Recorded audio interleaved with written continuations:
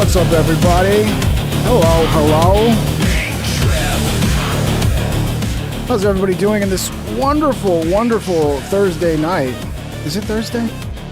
It better be Thursday. Yes, it's Thursday. Hello, everybody. Much love. Much love to the kingdom. How's everybody doing? Man, I'm back on the routine, bro. I'm back on the pork chop maxing, bro. Look, a lot of you kiddos don't know what's up. You're, testosterone maxing, steroid maxing. Pork chop maxing is where it's at. And I'm back. I'm back on the routine. Got to get my shit back. This is why I'm so beautiful. In case you wonder, if you want to be as beautiful as me, you got a pork chop max. You got a pork chop max, boys. Get rid of all the bread, all the bullshit. You can have some eggs. Okay, maybe you get if you're a big pussy, you can get a keto tortilla. One of those keto flour tortillas, they're all right. I mean, it's made out of wood, but at least there's no fucking carbs, right? Or there's like 3 carbs of tortilla, something like that. I forgot. But it's just fiber carbs, so they don't count. And then you fucking smash those pork chops, bro, like a real man. And you eat that every day. Pork chops and eggs, get some fucking garlic butter. Dip that pork chop in that fucking garlic butter, bro. Next thing you know, you're fucking knee deep in pussy. Pork chop maxing. Hello, everybody. Also, the aliens are here.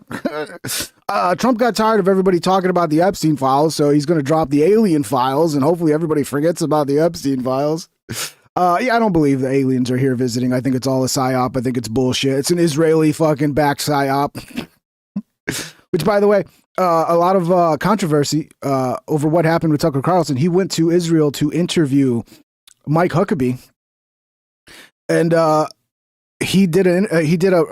Daily Mail did a report quoting him that like he was essentially detained and harassed, and Israel basically kidnapped him for a couple hours. And then of course the pro-Israel side comes out and they have a totally different story. So once again, we have a world where 2 different realities exist, and depending on what side of the spectrum you fall on.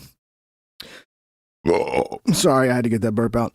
You either believe nothing happened, it was routine fucking shit that Israel does to everybody that comes into their country, or you believe Israel basically kidnapped Tucker Carlson for a little while to intimidate him and scare him, and he's probably, if he was to stay in Israel, he'd probably be assassinated. So I don't know which reality is right here, right?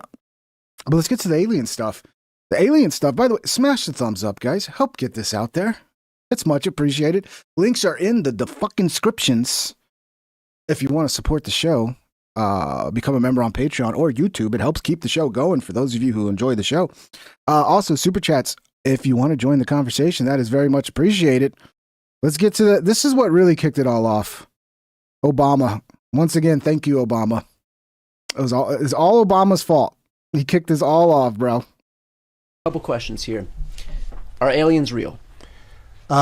They're real, but I haven't seen them, and they're not being kept in... Aliens are real. So, spoiler alert, guys. According to Obama, aliens are real. Look, I could be wrong. Maybe there's a bunch of little green fuckers running around, or they're living under the ocean. I don't know, but I tend to be very skeptical of this bullshit. Most of the UFO sightings are bullshit, okay? I'm sure there's a few that are unexplained. Well, that's what it is, unidentified flying object. It doesn't mean it's a fucking alien. But, I'm a retard for not believing in aliens, I know. Just call me a retard, guys. Just get it out in the comment section right now. Call me a retard. But yeah, I don't buy into it, man. I don't buy into that alien bullshit, dude. There may be aliens out there, but I don't think they're anywhere close to us. The one that is kind of believable in a way to me that like I would accept more than like, oh, these aliens traveled in their flying saucer and blah, blah, blah, and they're cutting the dicks off cows, and the interdimensional type of alien, that I can kind of go, I can see how that could be possible, how there could be other beings occupying the same space-time as us, but they're just in another dimension inside of that same space-time to where we can't interact. But then I wonder, can they see us and we can't see them? Because if they're in a higher dimension, then they can see us and we can't see them, right? So I don't know, man. I don't know. It's possible, but I don't buy it, especially anything that's coming from government, okay? What is it? Area 51? Area 51. There's no underground facility unless there's this enormous conspiracy and they they hid it from the President of the United States. What was the first question you wanted answered when you became president? Where are the aliens? That's so stupid. If that's your first question when you're president, and not like, what happened to the $1 trillion that went missing in Iraq? What about that? What's going on in Minnesota? Why is there all this fraud? Like, that's your first question. Are there aliens? I don't think that was his first question. His first question was, how do we steal a bunch of fucking money? How do I get my net worth up, bro? That was probably his first question. Teach me the ways of stealing money from the taxpayers. So that really kicked this whole thing off. I think Trump got a little jealous that Obama was like stealing the alien thunder out from under him. I don't know. So then Trump came out and basically called out Obama for leaking classified information because whether or not there's aliens is classified. So he technically broke the law. Apparently, I don't know. Something that got a lot of attention this week. Barack Obama said that aliens are real. Have you seen any evidence of non-human visitors to Earth? Well, he gave classified information. He's not supposed to be doing that. You know? So aliens are real? Well, I don't know if they're real or not. I can tell you he gave classified information. He's not supposed to be doing that. Well, he made a big mistake. So aliens are real and it's classified. They're not supposed to tell us. I wonder if this whole time the report's going to be actually the reason they think aliens are real is because they, and according to Alex Jones, they absolutely did this. They put astronauts into DMT comas, like DMT drips, to where they could stay inside the DMT realm like permanently, and they would just keep people on DMT drips, just mapping the fucking DMT realm and talking to the DMT aliens. I wonder if that's what it is. It's some like high level Joe Rogan trip that somebody had, and then like the government's taking it seriously. Like, who knows if those are aliens in the DMT realm when you do DMT, or if you're just unlocking a part of your consciousness, or maybe they're fucking demons, dude. They could be that too. He took it out of classified information. No, I don't have an opinion on it. I never talk about it. A lot of people do. A lot of people believe it. Do you believe it, Peter? Well, the president can declassify anything that he wants to, so if you want to make an announcement. I may get him out of trouble by declassifying. We know illegal aliens are real. Yeah, illegal. Only illegals. Yeah, well, I do believe in illegal aliens. Based on what you've been told, what do you think happened to something that got a lot of attention this week? Barack Obama said that. Bro, if you watch last episode, I couldn't find my rogues. They were literally sitting right next to me. The whole fucking episode, they were sitting right next to me, and I just didn't see them. MFN Damien super chatted $10. What's up, Damien? Interdimensional rings true for me, even if it's only for travel interdimensional tunneling. Yeah. It's the only way to travel here as mortal beings, unless they've conquered both aging and boredom. Or, our science is wrong about not being able to travel faster than the speed of light. But I think that's a I don't know. That's a constant so far. Maybe we're wrong, But yeah, like it's also like Event Horizon, right? Like you open up a fucking wormhole or something and you travel through the wormhole. Like, I mean, I guess that's technically feasible. Or black holes, what if black holes are just like little portals, dude? What if like on the other side of a black hole is just like another universe and you travel through and it's just like a shortcut to another universe? I don't know, dude. I don't know. I'm just speculating. That's what we do here. I theorize crazy shit. Okay, so don't hold it against me. But yeah, so now there's that, and now he's releasing the alien files, bro. President Trump said he will be directing the Department of War and other relevant agencies to begin releasing government files related to aliens. And thank you very much for the $10. Motherfucking Damien coming in clutch with the 10. Thank you, brother. This is the Trump's post. Based on the tremendous interest shown, I will be directing the Secretary of War and other relevant departments and agencies to begin the process of identifying and releasing government files related to alien and extraterrestrial life, unidentified aerial phenomena, UAP, and unidentified flying objects, UFOs, and any and all other information connected to these highly complex but extremely interesting and important matters. God bless America. I don't know. We'll see, dude. We'll see. I wonder if it's going to get crazy like the Epstein files, where it's just going to be like a bunch of allegations and then they're going to run with it and be like, I told you aliens are real. Fucking Jim Bob claims he saw an alien, playing with his wiener. Yeah, I mean, I'm interested. Let it go. Release it. Let us see what it is. Let us see what it is. I bet you it's going to be just a bunch of fucking claims that people have made. There's not going to be any like smoking gun, like, oh, here's the alien. You want to talk to him? We got him right here. Hey, alien, say hi to the people. Wouldn't that be crazy, right? It's like, oh, fucking last minute press conference from Area 51. What's Donald Trump doing at Area 51? And then he comes out to the podium and he's got a little fucking alien dude with him. And he's like, oh, I want you to meet. Yeah, they have a weird language, but that's how you say his name. He's cool, dude. He's cool. He can read your mind. So be careful what you're thinking. Don't even think about, any kind of violent shit because you might start a war because they can read your mind. Okay. All right. He's telepathic. Okay. He also pisses green. All right. It's normal. Green piss. It's what happens in their planet. That's the name of their planet, by the way. It's way out there. And, yeah, so just say hi and, we're going to lock him back in his cage now. So he can't talk to any other aliens. Yeah, I don't know, man. I don't know, dude. I just, I think this is kind of a distraction from the Epstein files. He was like, damn it, Obama's stealing my alien thunder. And then one of his aides is like, actually, this is a pretty good idea. We could maybe release the alien files and people could forget about the Epstein files. I don't think that's going to work, though. I don't think so. Tucker Carlson, so this was the big news that came out yesterday. Tucker Carlson took a trip to Israel to interview old Mike Huckabee, the greatest bass player of all time. And yeah, I mean, right away, this is the first thing that we saw, this Daily Mail report.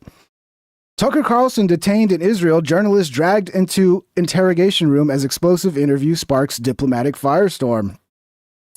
Conservative podcasting titan Tucker Carlson said he and his staff were detained in Israel on Wednesday following an interview with Donald Trump's ambassador to the country. At Spocko2181 super chatted $9.99.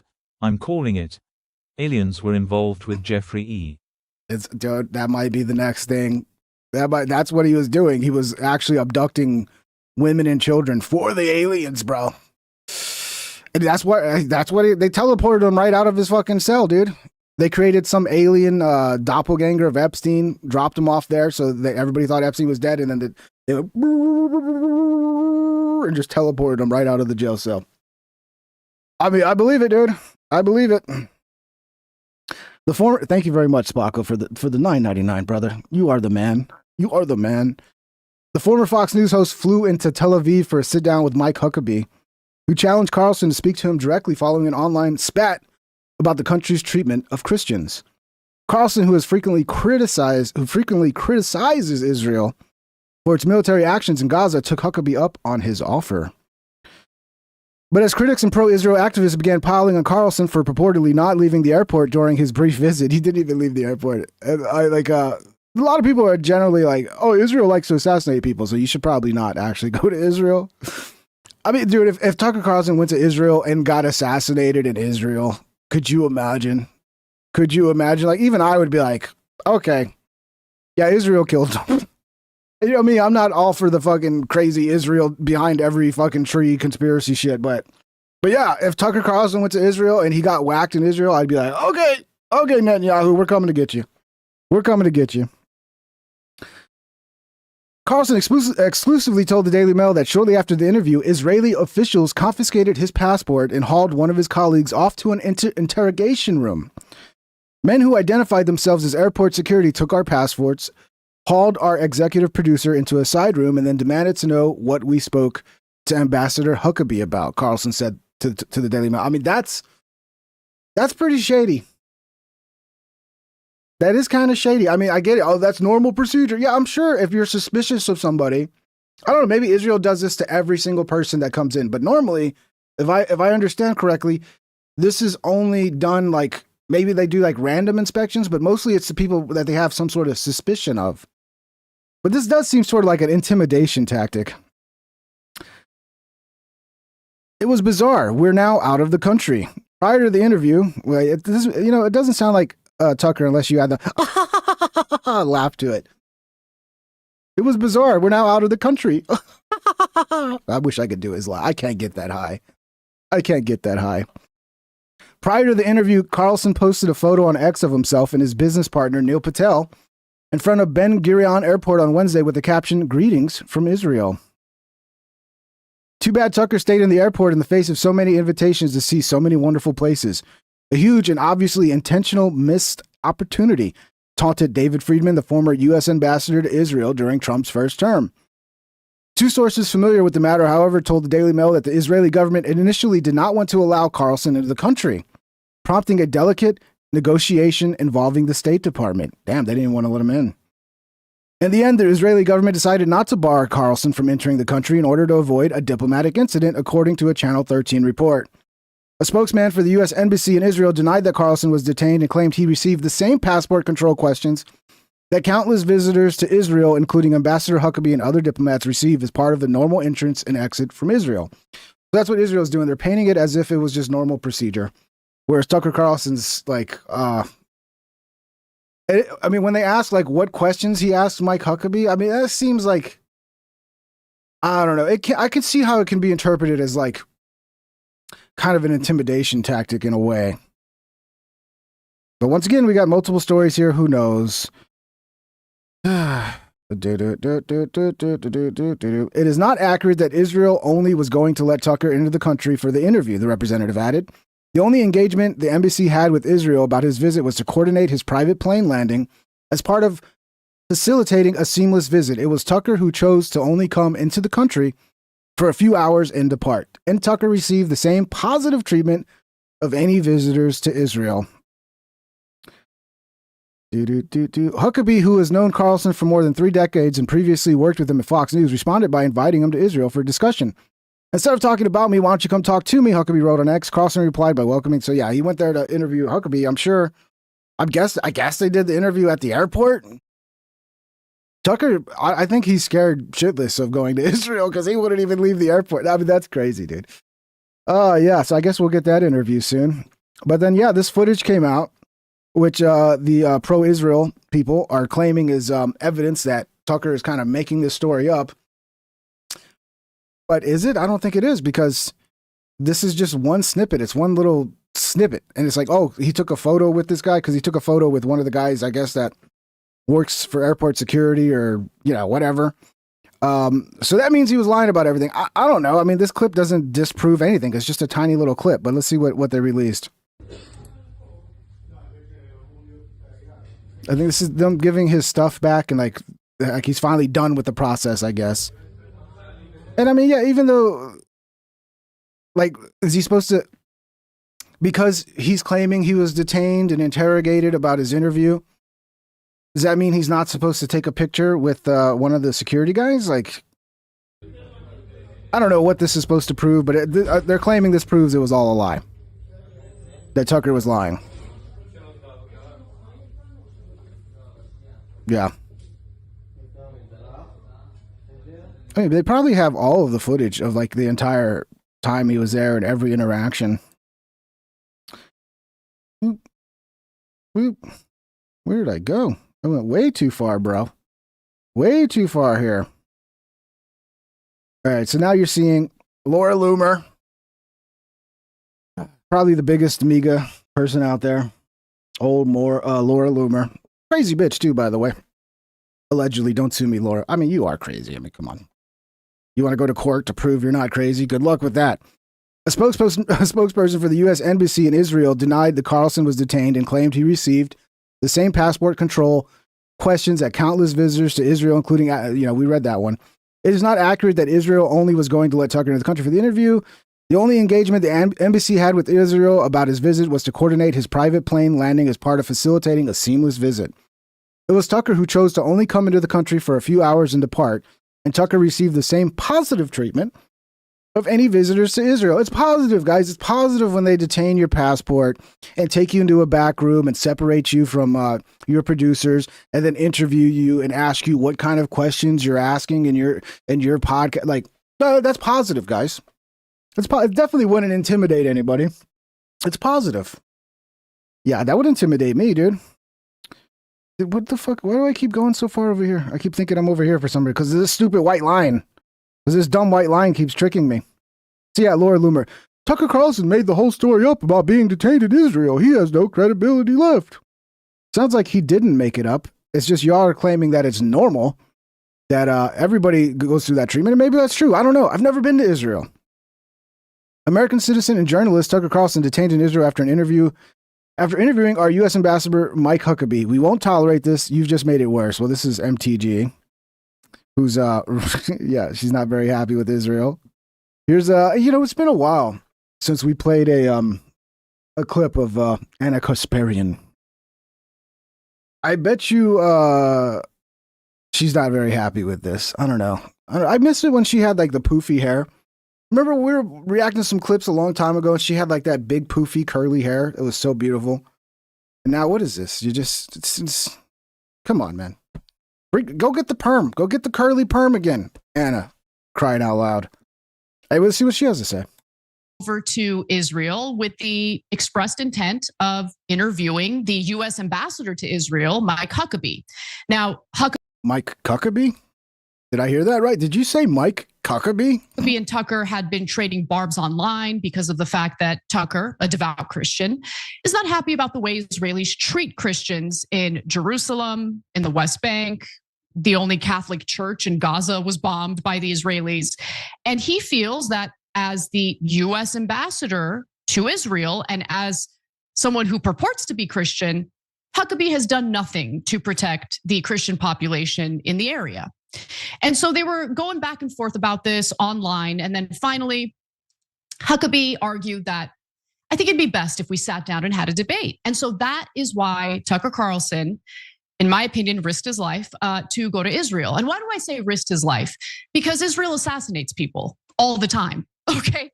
And not just in their own country. I'm talking about assassinating people out. Are they that brazen that they think that Tucker Carlson could go to Israel and the day he's there get us, because he's probably would only be there for one day. The day he's there, get assassinated, and everybody's not going to be like, yeah, Israel killed him. Even the normies will think that shit, dude. Like, I don't know, man. Outside of Israel. Okay, so it is risky as hell to be a vociferous critic of Israel, as Tucker Carlson is, big and fancy decide, word. no, you know what? That conversation with Huckabee is really important. So I'm going to go ahead and take that risk. So he flies over there and he never left the airport. So according to Tucker Carlson, it's 2026 and I don't think Tucker Carlson has a bigger fan than Anna Kasparian. Could you imagine that? Like go back to 2020 and imagine that Tucker Carlson and Anna Kasparian would be like two peas in a pod. What a world, man. Yeah, I mean, being anti-Israel, it's, seems to be bringing a lot of people together. He was unable to leave the airport because of the fact that upon arrival, he and his colleague who was with him they were separated. They had their passports confiscated. And then while they were detained, they were asked all sorts of questions about why they were there, what the interview was about, right? At that point, by the way, I should note, so the interview happened, I guess, at the airport. Tucker claims that he didn't even leave the airport. Interview happened. I wonder where they did the interview in the airport. They pick like a fucking Arby's or something. One of those little fast food joints in the airport. That'd be pretty sick though. And then I actually like Arby's, bro. I don't know if I'm fucking crazy, but God, I want some Arby's so bad. I've been craving Arby's the last couple of days, but I can't do it. I'm pork chop maxing right now. Ask about, what was the context of the interview? What were you asking him? Now, what's hilarious about this story is the fact that the U.S. Embassy in Israel. She's Dino Maxing? Yeah, she's Dino Maxing. Bro, she's got to get that big poofy hair back, dude. It's like, this look is just like, look, she's still pretty, right? But when she's got those big curly golden locks, bro, she looked like the type of woman you'd go to war for, dude. Has tried to debunk what Tucker is claiming here. I'll get to their claims in just a second. But let me just read you verbatim what Tucker Carlson told the Daily Mail. The Daily Mail got an exclusive interview with him about this matter. Men who identified themselves as airport security took our passports, hauled our executive producer into a side room, and then demanded to know what we spoke to Ambassador Huckabee about. It was bizarre. We're now out of the country. Now, again, as the Daily Mail reports, before. See, that's a key detail, right? They didn't pull me apart to ask me questions like typical questions you would ask somebody who just came in to the country, like we're double checking your reasons for being here, you know, like the typical shit they would ask a normie, right? No, they asked him about what he was asking the ambassador about. That to me makes it a little more shady than if it would have been like, how many items did you bring in your, did you bring any fruit? You know, if it would have been like that type of shit, it would have been, oh, okay, that's basic shit that they do to anybody coming into the country. No, you're trying to eavesdrop into his interview with an ambassador. I mean, that to me seems a little shady. Before the interview even happened, Carlson had posted a photo on. John, I love you, John. Everybody comes to this show to have a good time, bro. You got to stop coming on and just being upset about stuff. Like, it's not what the show's about, dude. John, I love you, John. But you got to stop with the crash. Come have fun. Don't come and be like, I'm having a bad day. Like, that's no fun for anybody, John. We all have bad days, bro. Suck it up. Much love, John. Social media on X of himself and his business partner, Neil Patel, in front of Ben Gurion Airport. And I'm glad that he did that because it's, you know, sending the world a signal, a little sign. I'm in Israel. Anything happens to me, you know where I've been. At least that's what I think he was doing there. Maybe not. Maybe it was just an innocent like posting of a picture and not a big deal at all. But now let's go to what is being claimed by the US Embassy in Israel, which I think is as credible as, I don't know, Ghislaine Maxwell. Like, no credibility at all. I'm not really interested in what you have to say. But to be fair, I'll go ahead and read their debunking of Tucker Carlson's claims. So the US Embassy in Israel denied Carlson was detained in a statement, which said that Carlson received the same passport control questions that countless visitors to Israel, including Ambassador Mike Huckabee and other diplomats, receive as part of normal entrance and exit from Israel. It is not accurate that Israel only was going to let Tucker into the country for the interview. The only engagement the embassy had with Israel about his visit was to coordinate his private plane landing as part of facilitating a seamless visit. Okay, so the argument that, no, the terrible way that Tucker Carlson was treated at the airport is just standard operating procedure for us. Well, it's not just standard, it's positive. It's positive. This is what we do to everybody. What an interesting choice of language. It's the same positive interaction anybody would have. I'm sorry, that's not positive, okay? Everybody. Is it positive when they fucking throw a glove on and shove their hand up your ass to make sure you're not smuggling drugs? Yeah, it might be procedure, but it's not positive, okay? Very negative. I wonder if they tested Tucker for drugs. I wonder if they shoved their hand up his ass. I mean, that would be interesting. Is that a good thing? Is that supposed to make you look good? That you like separate people who are traveling together, take their passports, and then start asking them probing questions? And we know how Israel feels about journalists, especially those who like to cover their atrocities. And look, the main reason why I want to cover this story is not because it's like, oh, we're so worried about Tucker Carlson. He's fine. He left Israel. He's okay.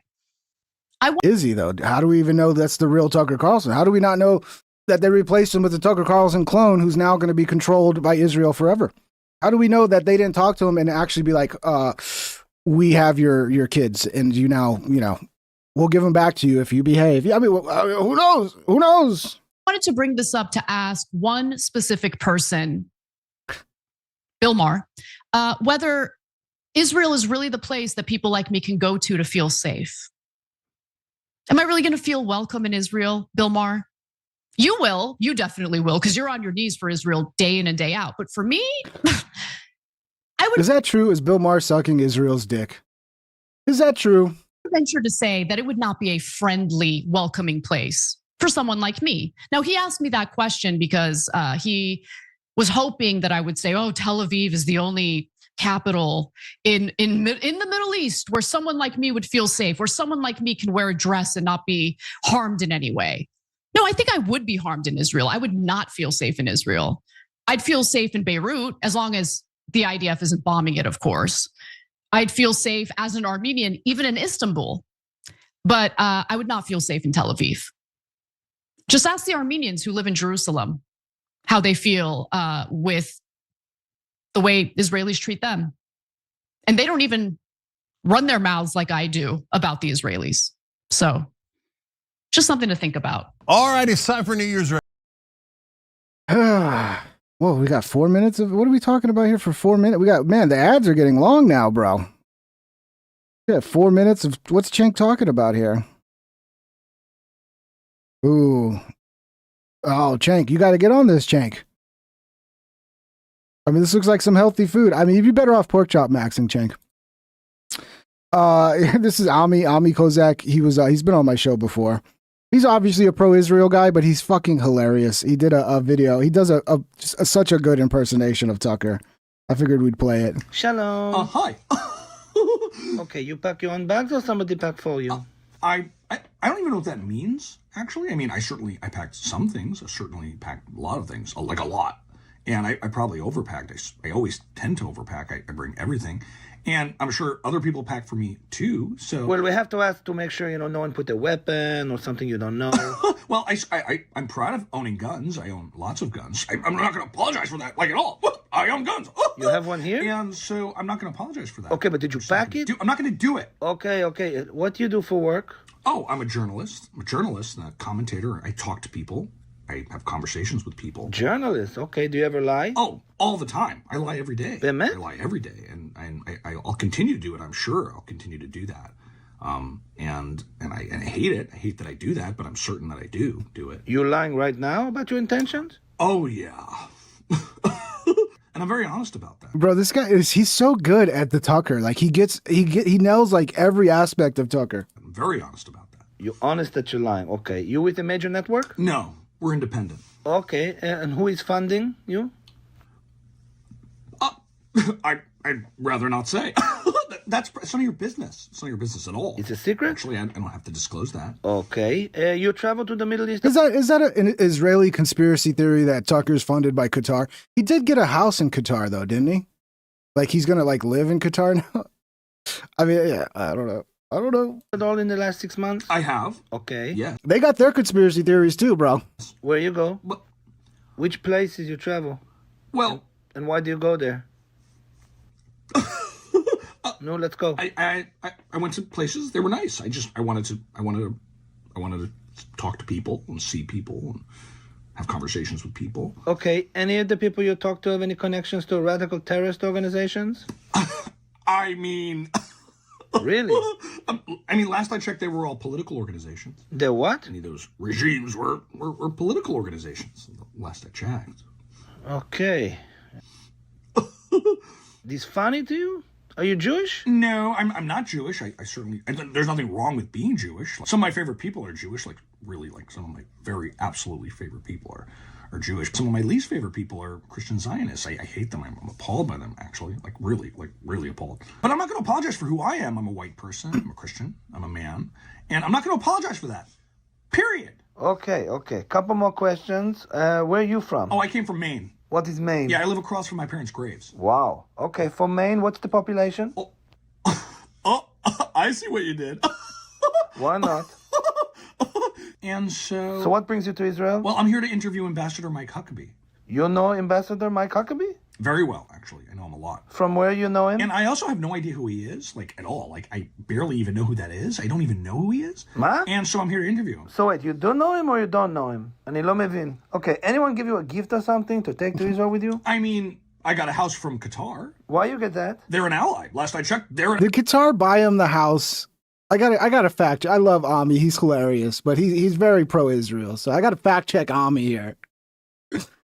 But dude, Ami, even you have to admit, if they were asking him what questions he was asking Mike Huckabee, you don't think that's a little suspicious? If it was like what you put here, where it's just your basic fucking questions that they ask anybody who enters the country, okay.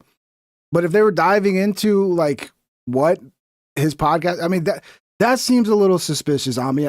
I bet you they're probably going to say, well, that never happened. We never asked him that. He's making that up. I don't know. Ally. They're one of our closest allies, actually. Okay, we're going to need your passport, please. Why do you need to see my passport? Is it because I'm a Christian? What you saying? Did you just spit at me? Ma? Did you just spit at me? We need your passport. Your passport, please. Well, I'm certainly not going to give you my passport. I would never do that, like at all. This is standard. Hey, I'll take you to a supervisor. They're detaining me. We Stop. just need a passport. Get off me. This is just like the demon. Ma? This is just like the demon. Hi, white. Hey, the Mishubah. Shalom. Hi. You remember the demon? The demon that attacked him in the middle of the night? It's such a good impression, bro. It's so good. Here's Benny Johnson covering it. We'll see. I haven't watched this. Maybe there's some updates we haven't seen yet. Well, he's not in prison in Israel, Benny. That's a little clickbaity, Benny. Thunberg, and because of conflicting reports of Tucker's detention and interrogation by the government authorities in Israel. Look, it's weird how like the conservatives pick like the gayest white guy ever to be their representative.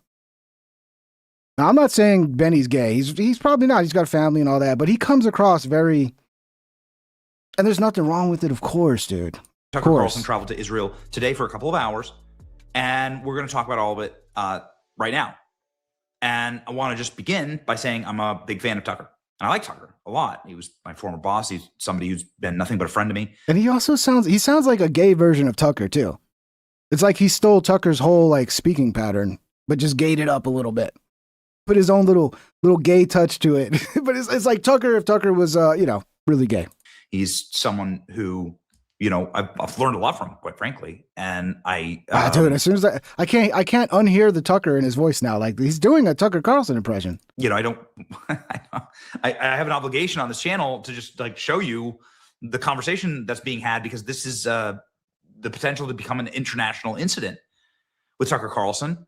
And we reported to you immediately that Tucker Carlson was detained. You reported on me? And was questioned by the authorities. That's what Tucker Carlson called the Daily Mail and said. But now we have the whole of the nation of Israel. I mean, like literally everyone coming over, memeing Tucker, like government officials memeing Tucker. And it's gone crazy. Everything's gone crazy. Tucker Carlson is now being like called out by the airports and the ambassadors, and you deserve to know all about it so that you can be informed. That's right.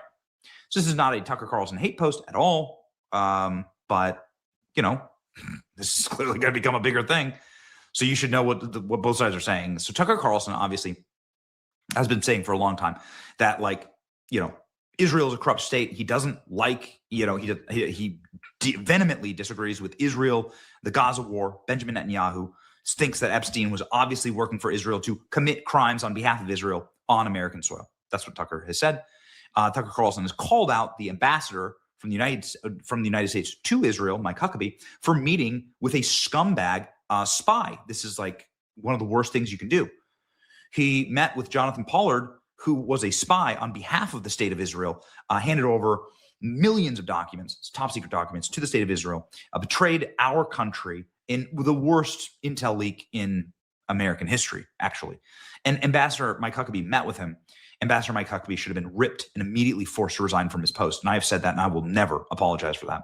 Yeah, Huckabee's like one of these guys that's cut from the same cloth as Ted Cruz, to where like, I don't know what they're teaching in the Christian church they're in, but it seems like Israel's the most important thing in the world. It's more important than America. It's like, if we all want to go to heaven, we got to like put Israel's interest above everybody else's. I'm sick of these types, bro. Like, I want Israel to do well. I want them to be prosperous, but they're their own country. They can do their own fucking thing. And let's focus on our country. Like, if it was up to me, there'd be no news about Iran. We wouldn't even be talking about it. I'd be like, who gives a fuck about Iran? Oh, but Israel, I don't fucking care. Let's talk about America, bro. How about that? How about we fix America? Tucker Carlson called him out on it, and then agreed to do an interview with Mike Huckabee as long as Tucker could get to Israel. That's where Mike Huckabee lives. He's the ambassador to Israel. Mike Huckabee asked Tucker Carlson to come talk to me, says Mike Huckabee. Why are you afraid of the light? Ooh, was this a trap? Was this a trap to get Tucker in there so they could fucking interrogate him and scare the living piss out of Tucker? Tucker says, I'm going to come to Israel. And then Tucker showed up in Israel. There's Tucker Carlson standing at what we now know to be the airport in Israel. That would explain these barbed wire fences, kind of airport looking fences here. It looks like Tucker's about to get into a motorcade. That's what that looks like. And these are the Israeli flags here. Okay. So this is Tucker, and he says, "Greetings from Israel," is what Tucker says. And, millions. Sell out. You can't go to Israel, dude. I mean, there's a huge portion of people out there. Like, you step into Israel, and he's a shill now. He didn't even kiss the wall. He didn't even leave the airport. Sell out. Sneeko, you're a retard, bro. I don't get Sneeko. I really don't. I don't get Sneeko. He's fucking stupid. People saw this, and it's quite a ratio, actually, 5,000 comments. So anyway, upon leaving Israel, Tucker Carlson called the Daily Mail and said, I had been detained and I was questioned, dragged into an interrogation room and questioned about what my interview with Mike Huckabee was all about. He says that see, that's the part they keep skipping over. They're like, "Oh, it's normal." Is it that sounds like intimidation? That sounds like intelligence gathering. That sounds like more than just typical process for anybody coming into the country. Israeli government officials dragged him and his staff. It was bizarre. We're now out of the country, says Tucker. He says, men who identified themselves as airport security took our passports, hauled our executive producers into the side room and demanded to know what we spoke to the ambassador about, which is like crazy, like very bad look. You shouldn't be doing this to an American journalist. Many people are saying, they criticize Tucker for not leaving the airport. Tucker was only in Israel for a couple hours. And people are saying Tucker didn't leave because he would have been killed, in Israel. And other people, obviously, MTG is saying, American citizen journalist Tucker Carlson detained in Israel for trying to interview an American ambassador. We won't tolerate this. You've made it worse. And then people are calling him Tucker Carlson, right? Okay. Here's a breakdown of a former ambassador, the former U.S. ambassador. So this is the response to Tucker Carlson's claims. That's the walkway to the private jet terminal, VIP entry. After the Western Wall, Temple Mount, City of David, Church of the Holy Sepulchre, Garden of Gethsemane, Sea of Galilee, Knesset, 2 million other places. This walkway is an important site, but only if you fly in private jets. Too bad Tucker Carlson stayed at the airport in the face of so many invitations to so many wonderful places, a huge, obvious international missed opportunity. Okay. Well, the way you treated him, I don't... At Freeman 3 super chatted $10. If we can't save ourselves, Americans, how are we supposed to help them? Oh wait, they don't seem to care about us Americans. No, bro, I think Israel sees us as competition. I think Israel, any country would want to be the top dog. We got to realize, yes, we should be allies with other countries, but there's also, other countries have a incentive to try to, outdo us and be better than us. I don't know, maybe Israel pictures a world in, 50 years where they're the new power of the world, the new United States or whatever. So you got to understand, a lot of these countries they have their own interests at heart. And you can't blame them for having their own interests at heart. The problem is, our politicians don't. So it kind of creates a skewed playing field where we just constantly just fucking put other people's interests at heart because our politicians are a bunch of corrupt fucking pieces of shit. But yeah, I just don't care what's going on in the Middle East. I don't care what's going on in Israel, okay? As long as they're not shooting missiles over here, I don't give a fuck. We got so many problems to deal with here, dude. And it's so many people are so upset. Nick is another one. I tune into Nick Fuentes, and he's just talking about international foreign relations in Israel and Iran. And I'm like, why do we give a fuck about any of this shit? Should be it's not our problem, dude. Okay, you guys have fun over there. We're going to be here fixing our country and running the greatest, most powerful country in the world and making sure we stay the greatest, most powerful country in the world. Okay, now, if you attack us, we're gonna turn you into a fucking parking lot and take all your oil. Otherwise, who gives a fuck? Why are we concerned with all this shit? Okay. So people are criticizing him for not leaving the airport. Thank you for the 10, friend. I don't know. Can't blame the guy. You rock, brother. Hope you're doing good. He takes his security obviously very seriously. Now, Mike Huckabee's office has responded and said this. A source familiar told me that Carlson and his producers were not questioned at all. Security questioned the crew members who arrived the day before about their stay in Israel, completely standard procedure, and then the passengers boarded the plane off to their destination. And then other people are saying, this exact scenario happened to me and my film crew when we were in and out of Israel. Okay. What was Dave Rubin's post there? This exact scenario has happened to my film crew both in and out of Israel. Curiously, they have more security concerns than most other places. Unlike Tucker, though, I fly commercial and don't send a story to the Daily Mail after. Ooh, Dave Rubin getting saucy. Getting real saucy.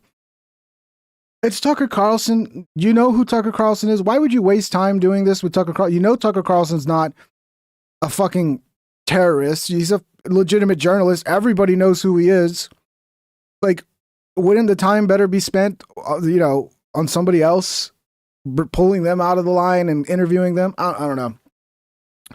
All of this is like, if it was like how Ami did earlier, the way he presented it, where it's just basic questions that anybody gets asked, and then yeah, okay. But when they're asking him about his interview with Mike Huckabee, that's when it gets a little shady to me. Exact scenario happened to me and my film crew when we were in and out of Israel. Okay, here we go. Naftali Bennett. Yeah, it's not Mike Huckabee anymore. It's Mike Huckabee. Mike Huckabee. Oh, Mike Huckabee. There we go. That's his new name. The former prime minister. Tucker Carlson is a chicken shit, is what he says. Goodness. Okay. The guy who's been spouting lies about Israel for the past 2 years landed today at Ben Gurion. A quick procedure to the logistic zones, tweeted it to pretend like he's actually in Israel, so he could later claim that he's a serious reporter who toured Israel, but not even stepped foot in the country. Then he made up a story about being supposedly harassed by our security. That didn't happen. Whined about it and got back in his private jet and flew off. Next time he talks about Israel as if he's some expert, just remember this guy is a phony. All right. I mean, that's the former prime minister. I don't know. I kind of believe Tucker at this point. I think they try to intimidate him, at least, dude. At least it was intimidation. If not, they were trying to gather intelligence to see what him and Huckabee talked about, because they might have been concerned about maybe certain subjects being talked about. Who knows? I think Rogan's finally starting to figure it out, man. He takes a little while to figure these things out, but I think he's finally seeing the big picture with this, the whole ICE propaganda going on. They've done an amazing job in Minnesota of distracting people from the Somali fraud by organizing protests against ICE. Right. And that's, people need to understand, like, yes, people are upset about ICE. Fact, unquestionably. And honestly, I don't know if I agree with this narrative, because they were doing this shit well. I mean, all of this shit that blew up when Petty and Renee Good got killed, this was all happening well before that, dude.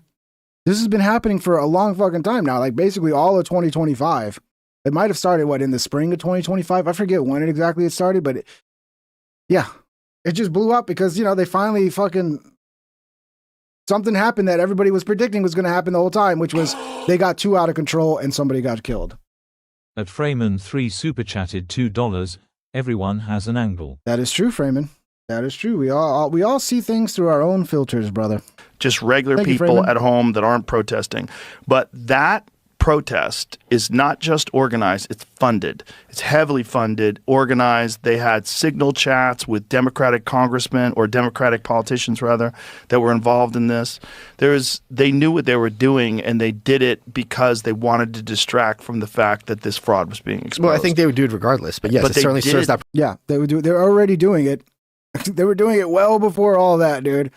Well before fucking Nick Shirley showed up and did his little expose on the fraud in Minnesota daycares.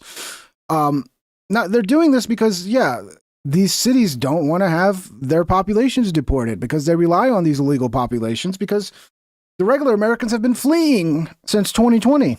The non-woke ones who just actually want to make a living and not get taxed to death and live around a bunch of crazy woke retards. Those types, they fled, which is causing them problems because it's not good for a city to be losing population. So I think Joe's finally seeing it, but I think he doesn't understand how long this has been going on. Purpose. They totally shifted the narrative. Yes, because he didn't really become aware of it until then. So he thinks it started then because that's when he became aware of it. No, Joe, it was going on all year, dude. Nobody's talking about the fraud anymore. Everybody's talking about ICE being murderers. Right. Yeah. So it worked. It worked. That's what I'm saying. They've done it. I can't take Michael Malice with that makeup. What is he doing? I get it. He tries to do funny things, but that's just hard to look at, bro. That's some hard to look at shit right there.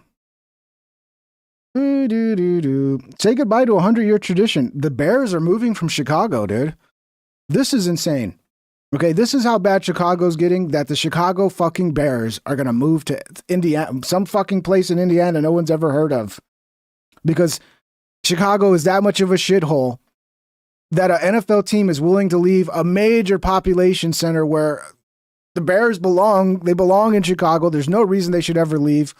But the city is that fucking terrible that they're going to move to Indiana. Wow. That I can't even imagine. The Indiana Bears, or I think it's Hammond, Indiana is where they're going to go. The Hammond Bears? Or are they still going to call them the Chicago Bears? They're just going to play in Indiana. That might be what they do. Like the Niners did that. They left San Francisco. They moved out to some suburb like way away. But they're still the 49ers, San Francisco 49ers, even though they don't play in San Francisco. State House Speaker Todd Houston announced that the Chicago Bears have agreed to relocate to the new stadium to Hammond, Indiana. Houston made that announcement moments ago at the House. And when I heard it, I was like, bring them to San Antonio, bro. I don't know why we don't have an NFL team here. It's because all the Cowboys are too popular. The Houston. No, fuck that. San Antonio is huge, bro. There's no reason we shouldn't have a football team in San Antonio. Bring them down, man. San Antonio Bears. I mean, I won't root for them, but I'd love to go to an NFL game in my city and not have to travel to Houston or Dallas. Ways and Means Committee meeting. Thank you very much. And there you have it. The mayor of Hammond and the Speaker of the House, Todd Houston, announcing the Chicago Bears are coming here to Indiana. Next, they're going to move through creating an authority group to oversee the process of building that new stadium. Now, moments ago. So I imagine they're still going to be the Chicago Bears. They're just not going to play in Chicago. Wow. Okay, you remember the guy that made the allegation in the Epstein files, the limo driver who claimed he overheard Trump talking to Epstein and talking about like killing and burying people, and he was so mad he was going to pull over the limo right then and there and beat up Trump, and then Ted Lieu brings it up as if it's like some sort of evidence against Trump. This is the guy. This is the guy that made the accusation. Allegedly, maybe I'm wrong, but everything I've looked at, like, this is the guy. Look at me. Look at me. Look at me. Look at me.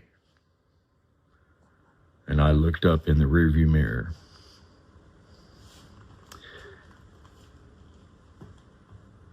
And I watched his right eyeball, the pupil in his right eyeball, shift from a human pupil, round pupil, to the pupil of a reptile. Okay, so you understand when you have an open public tip line, these are the sort of tips you get? But old Ted Lieu, he likes to sit up there and be like, oh, well, there's this, and then people post on X as if it's like, oh, Donald Trump busted. It's like, it's all just random allegations from fucking crazy people. It's like, okay, we got him now, boys. He slit for 1 or 2 seconds and then changed back. And I looked a little more, and he had this grotesque, like a jackal smile on his face.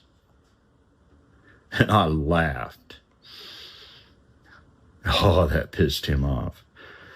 I said, that's pretty good, man. Can you do that again? I thought his head was going to freaking pop off. But I'm pulling into DFW Airport now, on the north side of DFW Airport.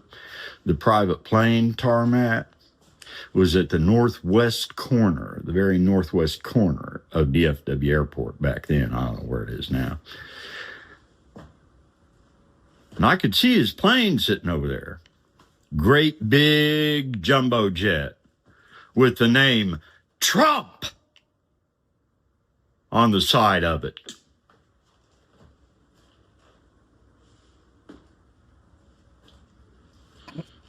That's who Donald John Trump really is. Breaking, latest discovery in the Epstein files, Donald Trump is a reptilian alien. Yeah. I don't know. This is what they're saying. This is the same witness. He was never Trump's limo driver. He needs an asylum. The lawsuits are going to slap Ted Lieu.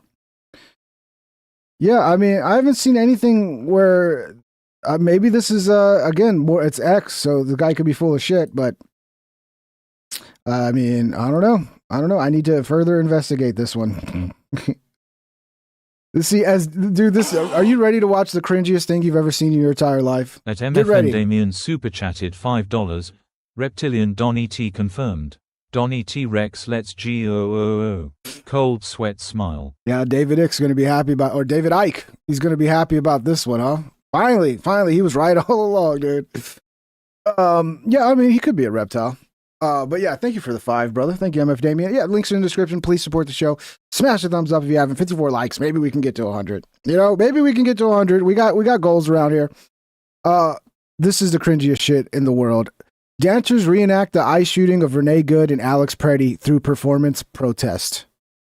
All right, just fair warning. You might have a heart attack from the cringe, okay? So if you have a weak heart, stop watching for the next couple minutes.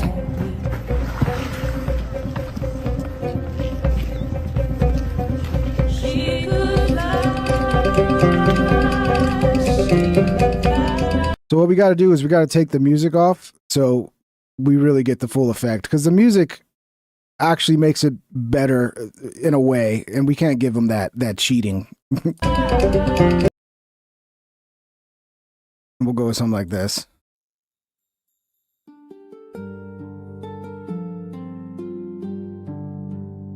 Look, it's so cringe.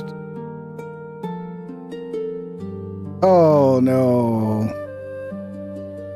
Oh no. Oh look, now they lift her up. She's a martyr now. Renee Good. Saint Renee. Oh yes. We will honor her name.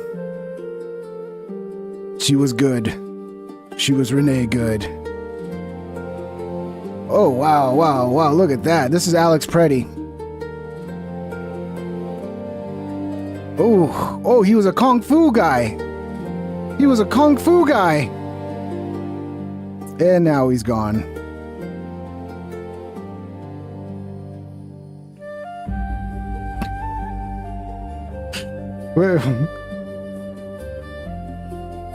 Yes.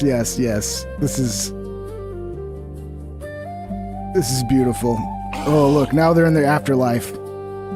Now they're in heaven. Freeman 3 super chatted $20. Never ever mention the word goals again. Trust me. The word goals? What can I say goals? Everybody has goals. I don't have goals. My goal is 100 likes, but it's not a hard goal. It's a soft goal. Don't test me, Freeman. I'll start setting goals, dude. I'll be like everybody. I'll be like DSP and be like, "Oh, it's a $200 goal today, guys! I ain't hit the goal!" And start crying about it the whole time. Is that what you're talking about? I'm gonna become like DSP. I'm DSP Maxon, bro. I'm DSP Maxon. Leave me alone. Yeah, this is some cringy shit. Thank you for the 20 though, Freeman. Very, very generous. This is so cringy, bro. Yeah, you didn't win me over. I still think they're both idiots, and if they weren't convinced by your fellow idiots to act like an idiot, they'd be alive. If they were just like, oh, you know what, actually it's just border enforcement and like people are here illegally and I mean they're removing them, so I'm just gonna stay home and eat my Cheetos, they'd still be alive. But no, now they're dead because of you. Twitch super chatted $9.99. What's up, Cyber? Goals. We all got goals, bro. I'm goal maxing, bro. I'm goal maxing here. Thank you for the 10, Cyber. You rock, bro. Thank you so much. Alex Taylor Fontenot of Lake Charles, Louisiana, has been indicted after she posted a video online threatening to kill ICE agents. So a lot of this, man, a lot of violent threats lately that are, and I'm glad to see like some of these people are being arrested for it. Hey, ICE, guess what? This message is for you. Don't come to my house if you're planning on leaving alive. I'm crazy. You step foot onto my house, you're leaving in a body bag. I've been waiting for the day that I get to pew-pew a tyrannical government uprising. These deranged fucking women, bro. They're so fucking deranged. And the worst thing that ever happened on social media was all these deranged women getting on here. I remember when I first got on the internet, it was like a bunch of young nerds like me, a bunch of young dudes. And then there were some chicks, but they were like the younger, like savvy chicks. And then once like I had older relatives start joining, I knew that's it. Internet's cooked. Once the old fucking people started joining, and now this is what we got. We got crazy women who should be locked away, influencing the minds and fucking infecting the population of women with their craziness. And guess what? My dad just pew-pewed and murdered my mom. So I have all this built-up rage and anger. You come to my house, you'll actually be helping me. Actually, what you need is to start eating pork chops. You're getting a little plumpy. Okay? Go ahead, hit me up. I'll get you pork chop, Max, and you'll look good in no time. It in a positive. Because I bet you if she was good looking, she would have got away with this. Somebody commented that earlier, and I was like, that's absolutely right. If she was like a beautiful chick, people like, whatever, it's okay. But since she's not, now you're going to jail. There is some truth there. Like, Clavicular is getting away with all kinds of shit because he's looks maxing. It is kind of a sad reality of the world we live in, you know. Good-looking people are just treated better. It's just the way it is. That's why you got a pork chop, Max. You can be good-looking like me. Direction. Don't worry. No one will get hurt. You'll be dropped like flies immediately. No, bitch. You're gonna be. They've watching too many Hollywood movies where they like make chicks look like these badass action heroes, and it's like, that's a movie, lady. That's a movie. Okay. You're not going to do very well against a bunch of armed, fucking trained law enforcement officers, okay? It's going to be quick and easy and not very pretty. So you won't feel a thing. The GOP had ample opportunities to abolish the Second Amendment. Looks like this is like 2 days of not sleeping or showering, and she's like, oh, this is the right time to film the video.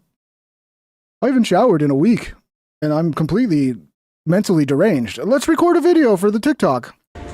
Before they realized that what they're doing is going to cause a revolution from the American people against a tyrannical government. So come to my house, please. I beg you. I beg you. Dumbass. The American people want to have a border. In order to have a border, you have to actually remove people that break our border law. Otherwise, we don't have a border. Okay, I know your IQ is probably like 72. But yeah, I mean, it's not that hard to understand. You're not leaving. It'll actually be very therapeutic for me. My therapist did recommend that I find a hobby or a healthy outlet to She might be demon possessed as well. That might be what's going on here. release my pent-up rage and anger into. So Weiss, if you walk into my house, count your f***s because you're turning into my hobby. So Camille, this goes out to you for helping me find my next outlet. You need an exorcist. That's what you need. Yeah, well, she's locked up, boys. She's gone. Can't fix her now. It's up to some lesbian in the correctional facilities to fix her. Some butch-ass lesbian's going to have to do the job now. Get her fixed. Yeah. What is going on? Here's another crazy one. 2 people tow ICE agent's vehicle and end up causing an accident. This is fucking insane. The ICE agent, like, evades them and causes the 2 legal observers to crash into each other. It's so good. This guy deserves a fucking Presidential Medal of Honor, dude. Make sure this volume's not too high because this one's coming across loud. It's ridiculous out there, folks. This white SUV and this blue car swerving and speeding, trying to block this ICE agent. ICE agent here swerves as if... So you see, they don't just follow him from a peaceful distance. No, they try to block him and stop him. And then they try to pin him in and corner him, and then all of a sudden large crowds show up. And that's where we've seen all these scenes of large crowds ascending on fucking ICE agents and just like attacking them. This is how it starts. But watch, this is the ICE agent's truck van. Watch, he fucking dekes him out hardcore, watch. He's gonna take the exit and then goes right back onto the freeway, and then these 2 demis crash into each other. Oh, that's so good. Give this guy a fucking medal, bro. Give him a medal. Freeway, and then these 2 demis crash into each other. Psych! Oh, man. Good job, guys. Good job. I love that, dude. I love that. What else we got here? This is crazy, dude. This is just tells me like so much about art is just crowd mentality of the crowd going, oh, this is cool. This is what everybody likes. I mean, this is Banksy. If everybody knew this was Banksy selling his paintings for $60, like it would have sold out immediately, right? But he doesn't advertise it's Banksy. It's just, he just puts his art up, sells it for $60, and like most of it goes unsold. And it's like, do people even recognize good art, or are they just following the crowd and like what the crowd, everybody thinks this is good, so I think it's good.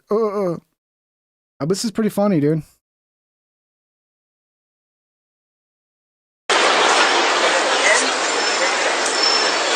One thing is like Banksy, like an Antifa guy or something. This looks like an Antifa guy, but throwing flowers or something. Is Banksy? I'm pretty sure he's a far leftist, right? So I could tell He's smart though, because Banksy knows like one of the most powerful things you can do is be a mystery. Like I've also been Buddy Holly maxing the last couple days. I'm a big fan of Buddy Holly, and like every now and then I just go and see if there's any new documentaries or whatever. I love Buddy Holly. The story is so fascinating, and I realize what's so fascinating about it. Because he died at 22, he's like kind of a fucking mystery. You know, there's very little video of him. There's very little of him talking. It's like nobody really knows much. I mean, we know very little about the guy. I mean, we know, he's from Lubbock, and, like we know the basics, but like he's basically just a mystery. Like, that's the way to go, honestly. I mean, I don't recommend it, but if you achieve fame, die immediately. It's the best thing to do. At the height of your fame, die under tragic circumstances. And yeah, you will be a legend for eternity, bro. Because I wonder what would have happened to Buddy Holly if he didn't die. Would he have just been another one of these 50s artists that came and went that nobody remembers today? Like, there's so many great artists from the 50s. Nobody you say their name and they're like, who? What? But everybody knows Buddy Holly because he died. Jim Morrison, Kurt Cobain. It's a little dark, isn't it? It's a little dark how we are. It's like, and so I understand Banksy's using that psychology of like, the more of a mystery you are, the more people are fascinated by you. Nothing to worry about.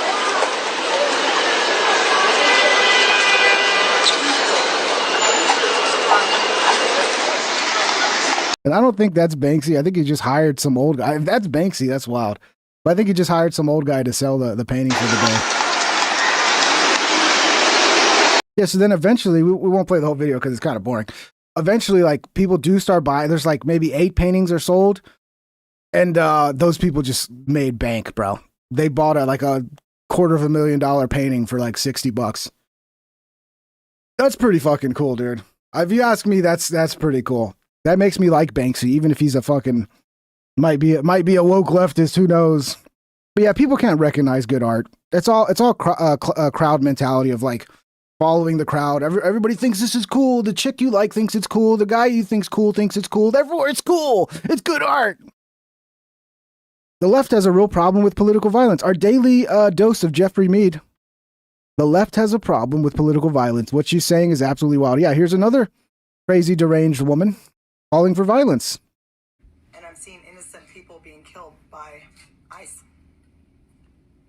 What the fuck are you guys doing? I hope you see this video. Because I'm going to tell America right here, right now. Yeah, America's going to listen to you. Lady, you're not pretty enough, okay? I'm sorry to tell you. Go listen to Clavicular. go get some help from Clavicular. If you want people to listen to you, you got to be better looking like me. You got to have like at least my level of good looks, okay? She needs a pork chop, Max. This ends when we stand up and we start shooting. People are like, Big Trip's so egotistical. He keeps saying he's good looking. A lot of times people don't get the jokes. God bless you. I am beautiful though, okay? There's no way around that. Get your guns, get your militia, get your people. And when ICE comes to town, don't give them a chance. Get a sniper and shoot. Blow their fucking faces off. Okay, is she arrested yet? She should be arrested. Watch them fucking drown in their own goddamn blood. Because Jesus Christ, lady. Again, when we realize that we're the ones who make the rules, people. If you don't like the motherfuckers that are in there, then take them the fuck out. Because if you don't, they're gonna take us the fuck out. As I've been saying, the left has a real problem with political violence. And you have a problem with the volume on your videos, Jeffrey, because I got to turn everything up to 100. Why is everything so low, Jeffrey? and she's perpetuating a permission structure for violence against the right. FBI should also probably see this. And if I'm being honest, if conservatives really wanted to get rid of a lot of the people on the left, that would be happening. The left is lucky the right isn't as violent as they are. It would be ugly if the right was that violent and had the same mentalities they had. But what you'll see is this is happening, and again, you'll see Democrats ignore this. We'll get there if they keep going. That's the reality, dude. The more radical the left gets, they're going to drag the right into having to respond. Or just let it happen. And I think it's because they're okay with it. They're okay with it, and they don't want to highlight the reality of how crazy much of the Democratic base is. And in many ways, it can benefit them. For example, Charlie Kirk being taken out, I think over the long term, that's going to benefit Democrats. And their dangerous rhetoric and calling people on the right Nazis and fascists ended up getting him killed. But they have plausible deniability because they didn't tell someone to do it, but they helped create the conditions where someone thought it was necessary. So now one of the most effective communicators on the right and one of the most powerful political figures in the entire country was assassinated because a person thought he was a fascist and a Nazi. And again, Democrats were out in mass. Well, the exact word I remember was like, I just couldn't take his hate anymore. Just the amount of hate he was spreading. What a dumb fucking idiot. Calling people on the right Nazis and fascists. So Democrats should be coming out and aggressively condemning this type of behavior because it is a problem politically. The United States of America voted for deportations of illegal immigrants. The reality is they can't defend their ideas in the marketplace, the fucking the square of debate. They can't defend their ideas. They get destroyed every time because their ideas are fucking terrible.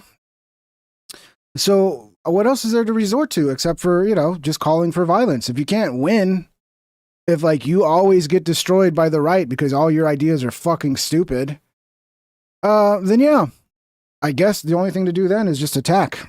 Trump ran on that. The American public gave him the Electoral College. He got the popular vote. He won all the swing states. They also gave Republicans and him a majority in Congress, in the House and the Senate. This is what the American people voted for.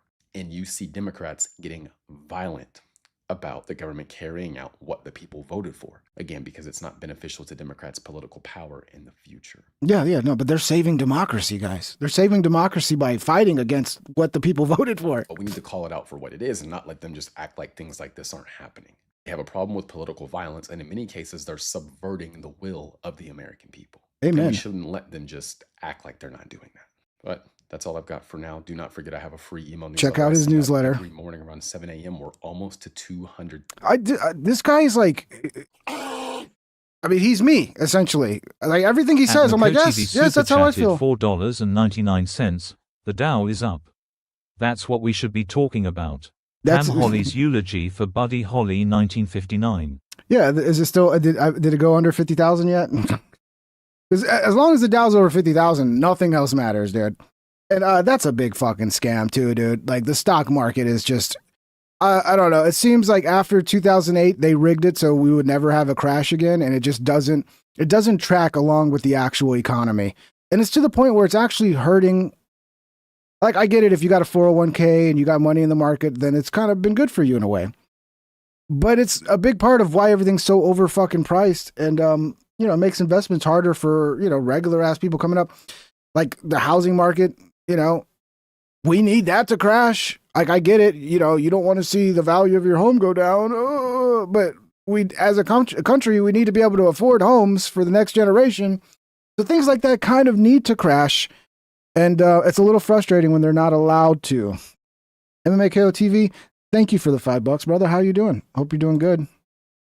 Yeah, I like Jeffrey Mead. Joe Rogan calls Mamdani a fucking psychopath. All righty. Let's hear it, Rogan. He's a fucking psychopath. Like the amount for migrants is crazy. There should be $0 for illegal immigrants. Yeah, there should be. There should be. And you know how we could do that, Joe? By deporting them.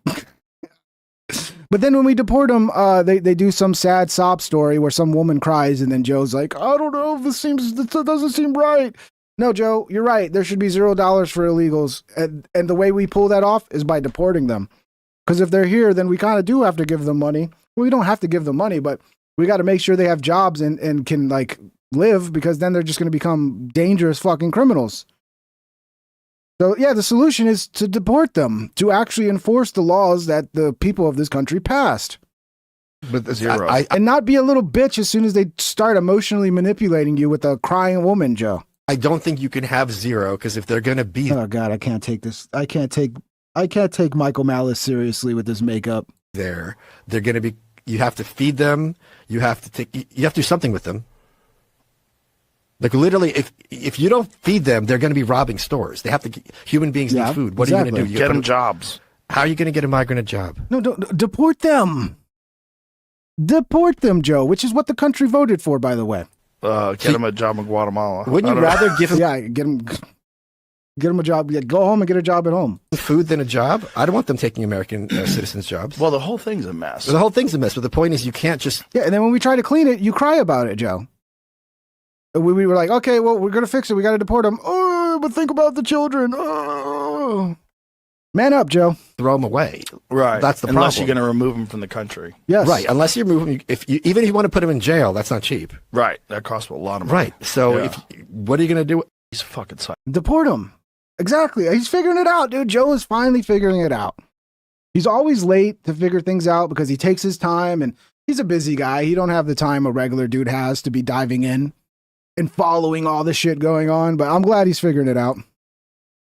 Well, just the next test for Joe is, does he fall for the next emotional manipulation around ICE? We'll see. Oh, I went too far back, and now I'm lost. ... Trump just, dude, this is the funniest. I don't know what, I almost thought this is AI, but apparently this is not. I don't know what's going on here, but this is outrageous. President Pena of Paraguay is here. President, thank you very much. Young, handsome guy. It's always nice to be young and handsome. Doesn't mean we have to like you. I don't like young, handsome men. Women, I like. Men, no, I don't have any interest.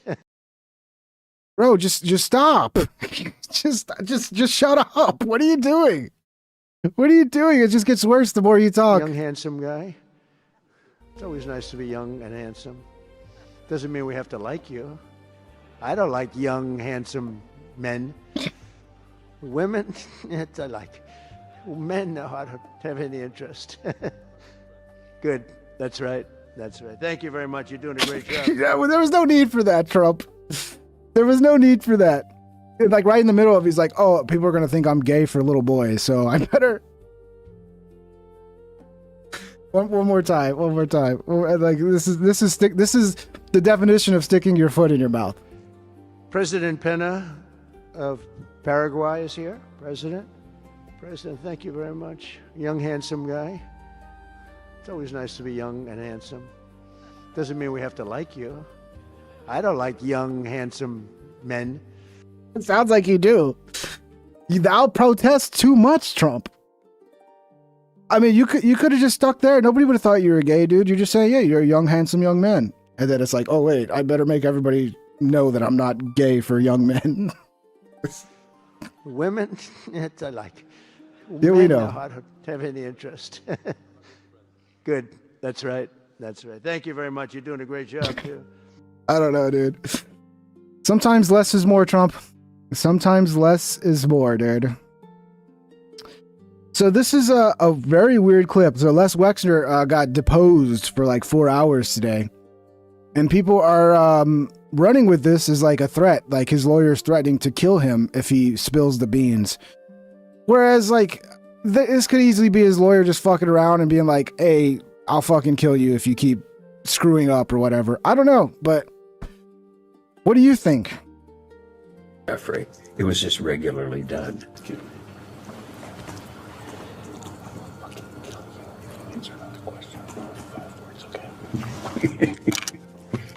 Says, I will fucking kill you if you answer another question with more than 5 words, okay? So he's just like, you're giving him too much information, or maybe this guy's connected to the fucking Illuminati, and they're like, you're dead if you give the wrong information. It is a little creepy. The lawyer should definitely, you know, if it's all just a misunderstanding, I don't know, dude. But you can run wild with shit like that and create some crazy narratives. Another terror attack was carried out against DHS and federal agents. Someone stole an ambulance, loaded it with gas cans, and rammed an Idaho federal building. Great. More leftist terrorism, boys. At approximately 11:10 Left ear only on this one. Meridian Police Department, the Ada County Sheriff's Office, Boise Police Department, and the Meridian Fire Department responded to a 911 call reporting that a Canyon County paramedics ambulance had been stolen from the ambulance bay at St. Luke's West. Preliminary investigation. Sorry, again, this is left ear only. I'm sorry, okay? I just pulled this. I didn't know it was going to be such shitty fucking audio. But for some reason, every time they mic people up and these type of setups, they always just get one fucking ear audio, and it's so annoying, dude. Indicates the suspect drove the ambulance north through the parking lot and retrieved gas cans that had been staged in nearby vegetation. The suspect then drove the ambulance directly into the North Portico building, which houses Department of Homeland Security offices. Investigators believe the suspect poured an accelerant inside and around the outside of the ambulance. At this time, it appears the suspect was unable to ignite the accelerant before being scared off. Yeah, typical dumb leftist. So y'all say I gotta whisper? Okay, I got this up to 100 and I'm gonna whisper but the thing is, like, I can turn this up without it turning me up. I don't know if you know that. And I have this up to 100. This is as high as it can go without adding extra gain filters. Guys. The audio sucks. I can't listen to any more of it. But yeah, definitely a dumb leftist. Couldn't even pull off an exploding gasoline trick. Couldn't even pull it off. Oh, let me get this back down in case this one's super loud. Guys, don't fuck around with the Mexicans that work at Little Caesars, okay? Okay? I know a lot of African Americans think that they can beat anybody up that's not an African American. Well, it's not always the case, guys. Not always the case. And this is a classic. Yeah, right now. So you look at this guy and you're like, oh, this is just a scared little Mexican. I'm a tough black guy. I'm going to fucking scare the shit out of him. I'm going to punk him. Well.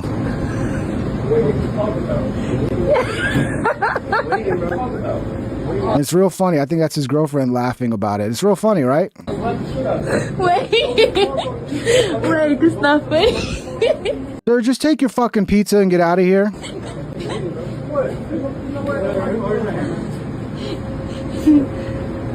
Stop, because that's hella rude. That's so rude. That's so funny.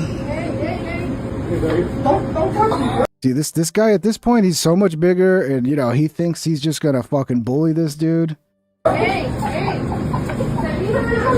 But he clearly doesn't know how to fight. That's his main weakness here. This dude does not know how to fight. Whereas this Mexican dude, well, he's got hands.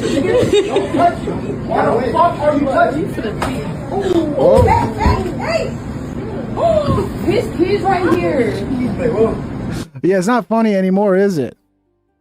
It's not funny anymore, is it, lady? Oh, his kids are right here. Well, maybe he shouldn't be acting a fool in front of his kids. Now he's laid out. Little Hispanic Chinese man with Kung Fu. Just did one of these. Straight uppercut, dude. That's what you do when the guy's taller than you. You just go. Right to the fucking chin, bro. That was a beautiful shot. It really was. Hey! Don't touch him. Why the fuck are you touching? His kid's right here. He did more than touch you, bro. It's just so good. Because this guy makes every mistake. It's like you're threatening somebody. You're getting in his space. You're in distance where he can fucking tee off on you. You're just, you obviously have no situational awareness, no combat training, no self-defense training. And this little Hispanic guy, he's probably at the boxing gym every day with his fucking uncles practicing his boxing or whatever. But one more time. Don't touch him. Why the fuck are you touching? His kid's right here. Poor kid. Sucks he's got such a shitty father. At Andrew Wilson 760 super chatted $2. Dude deserves a raise. Yeah, you know they're probably gonna fire him, and then this dude's gonna sue them. He's gonna play it up like he's gonna show up to court with like, you know, the whole neck brace and all that, and try to get some of that Little Caesars money. But yeah, I'd give him a fucking raise, dude. 100%. They seem very. Him and this Hispanic chick are just like, oh, okay, you'll knock out another guy. Okay, is the next pizza ready? You got the hot and ready. That's crazy, dude. I was not expecting that. I was like, oh, because he looked like he was kind of a scared nerd. At Freeman 3 super chatted $10. What's up, Freeman? I like the RPG tavern music. It works. Bro learned about consequences that day. Rollercoaster face. I hope he did, bro. I hope he goes about his life a little different from here on out and realizes like violence is not worth it. It's not worth it, you know? Because, you know, some days you eat the bear and sometimes the bear eats you. And this time the bear ate you, bro. And that bear is a tiny little Mexican man with a mean fucking uppercut. Okay? Don't do it.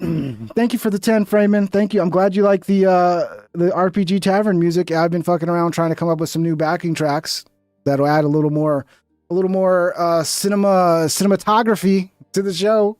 A little more of a cinematic experience. Look at this up.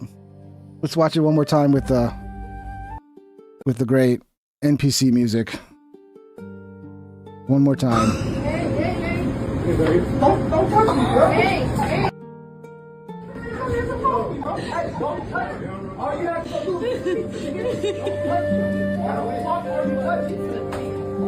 Oh. He's right here. He's so calm about it too. He's so calm. Like, oh well, he made me do it. He gave me no choice. He was in my face. I was scared for my life. Students getting hit by cars. The Red Guard is on the march. This is not slowing down. I really hope my prediction of the coming of the Red Guard. I hope this is not, but it looks more and more every day like this is the tactic. They're gonna go with it. They're gonna turn the kids into a bunch of radical fucking lunatics, terrorizing the communities in the streets. And yeah, so another kid protesting, running in the street, got hit by a car. Oh my God, student hit by car during an anti-ICE walkout at Palm Beach Lakes Community High School in Florida. Children's lives are being put at risk because woke schools are allowing them to leave class and protest against deporting criminals. Dude, where are the parents, bro? A student participating in a walkout at Palm Beach Lakes High School was hit by a car along North Military Trail.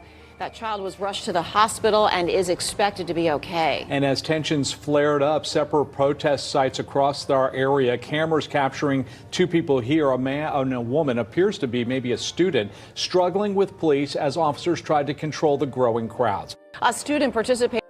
Bro, 2027, we might see middle school kids lynching people in the streets.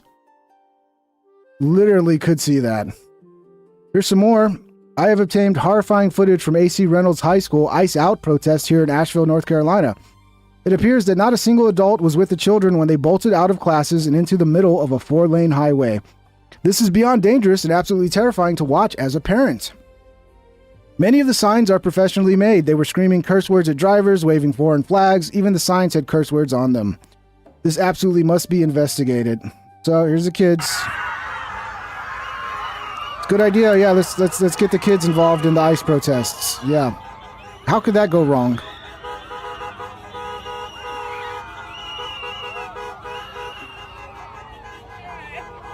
We need to investigate and figure out any teachers that are promoting this, and they all need to be fired. Maybe in jail. Andrew Wilson 760 super chatted $5. I worked in the public school system for 8 years. That's the last place you want your children. It sure seems that way, Andrew. I think homeschooling is the way to go if you can afford a private school. Like this, just Spocko 2181 super chatted $4.99. Teachers in this country are a disgrace. Amen, Spocko, and it's sad because there are good ones, right? Like I'm sure there are some amazing teachers who are there that want to actually be like shining lights in the lives of children and make their lives better, but they're a fucking tiny little blip compared to the deranged leftist teachers who are just out of their fucking mind. And they're putting our kids in danger now. And they've brainwashed them to the point where these kids are going to become a danger to the entire fucking society, bro. Every time they do this, they end up fighting. They end up attacking people, attacking vehicles, fighting with the police. I wonder if, dude, I'm telling you, we need to investigate these teachers. And if they're like incentivizing, like, oh, you want a grade? We'll give you a good grade if you go. I mean, I don't know, but this is getting shady. And thank you for the super chats, guys.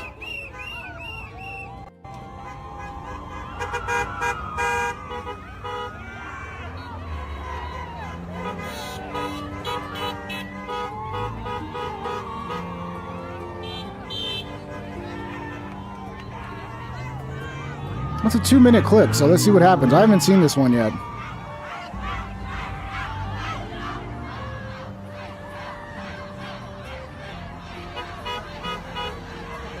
Of course, they got their news media there, so if a kid does get hurt, they can propagandize it. For the war, gotta fight the war. Can't have a child getting hurt, and we can't, you know, we're gonna have a child get hurt and not be there and film it so we can blow it up and make it into a big news story?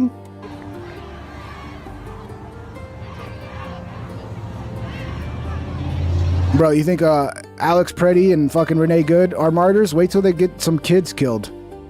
And there'll be some real martyrs there.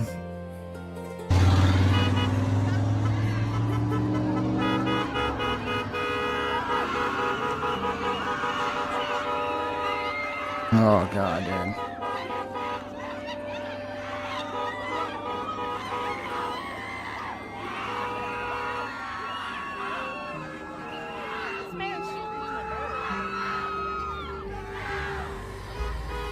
I'm guessing all of their parents are okay with this, because if I was a parent and my kid was getting fucking indoctrinated by woke retards and was doing this shit, I would be so enraged. I would be suing the school. Yefa-67 super chatted $20. Hey, thank you. Getting tagged by a car is what these schools call extra credit. Extra credit? Yeah. You get an 80 for showing up, a 90 if you break a car window, and you get 100 if you beat up a MAGA chud. That's your extra. That's your homework for the weekend. Goodbye. I wouldn't put it past some of these crazy fucking teachers, dude. These teachers are so fucking woke, retarded. It's scary, man. And again, it's out of the Marxist playbook. It's 100% right out of the Marxist playbook to indoctrinate the youth. So yeah, I mean, this has potential to go really bad. Really bad. Thank you for the 20, El Jefe. Very generous. Thank you, everybody, for the super chats today. You are being very generous. And it's very much appreciated. Much love. Let's see what else happens here.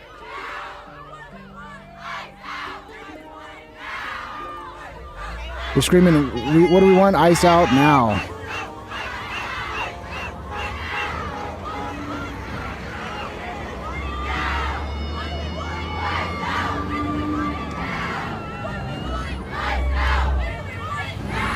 And I think there has been one person arrested over this stuff.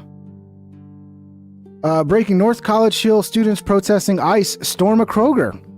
Smashing shelves, throwing products, and turning the store into a war zone. Schools let these little red guards... Katie's picking up on it. That's what we gotta do. We gotta call it as it is, dude. This is straight up communist Chinese red guard tactics that they're using right now. Using our children, bro. It's disgusting, and if people don't wake up to this sooner rather than later, this could really, really get bad. Let's watch it. This is them just going crazy in the Kroger's. Oh, that's crazy. That's ice. I know. And just came over here and you went to the beer section. They just start throwing shit. That's not surprising. That's what kids do. I was a kid too. I wanted to get up to trouble too. That was fun. That was fun, bro. Let me see. I got some other backing tracks to see if you guys like some of the other ones. Got like sad sci-fi.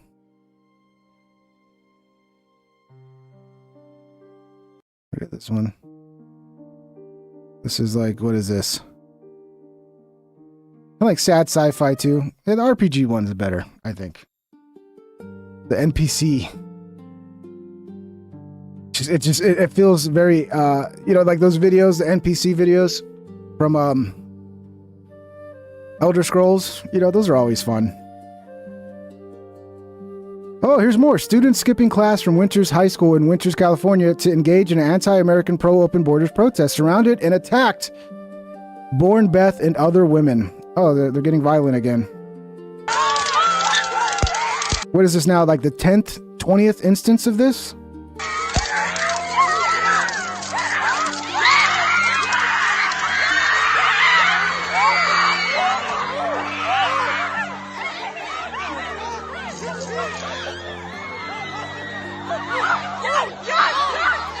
No respect for their elders, bro. No respect. Look, I get it. It's fun to be like boomers and this and the fuck of the boomer and just hate older people.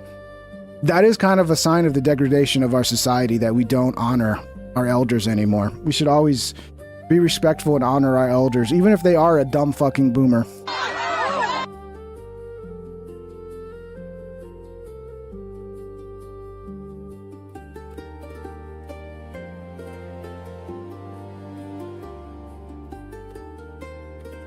Yeah, I've said it before. I don't think it's worth counter-protesting the kids' protest. You should really just stay away.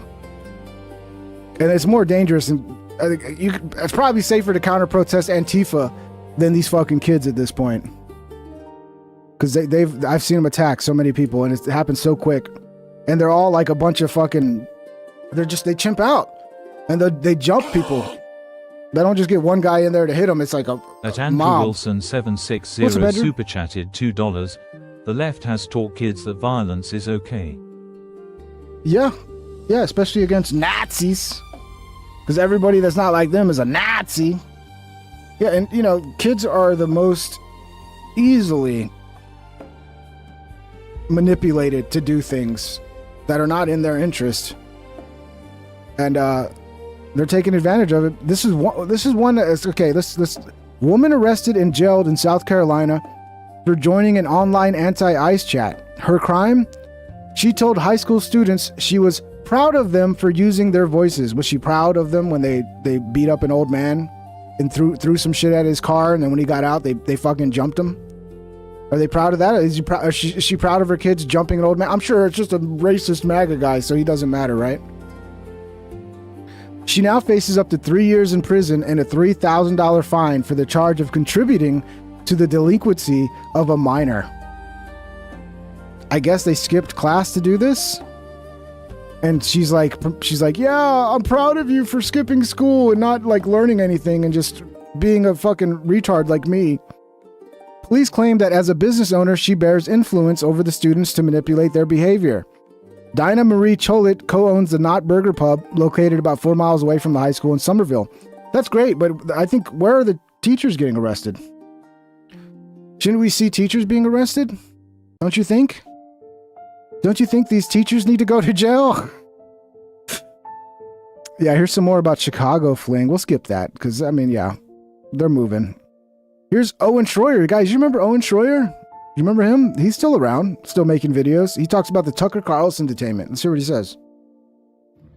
All right, guys, this new anti-Tucker Carlson propaganda video, which is, of course, tied into the larger foreign propaganda team that is also aimed at Tucker Carlson. This has to be the worst slop I've ever seen in my life. And it might be proof of total brainwashing or like total mind control.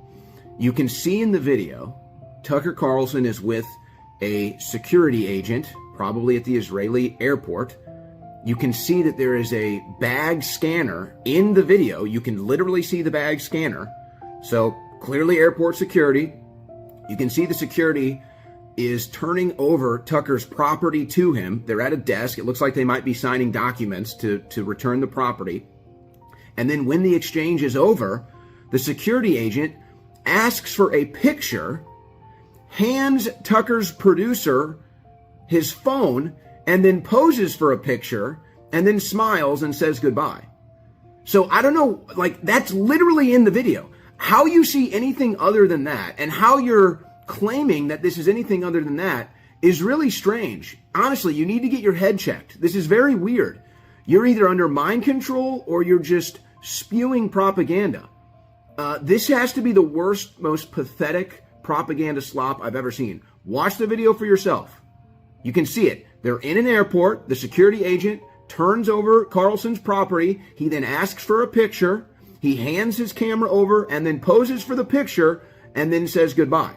So really, if anything, this shows that the security agent in Israel is a fan of Tucker Carlson and likes him.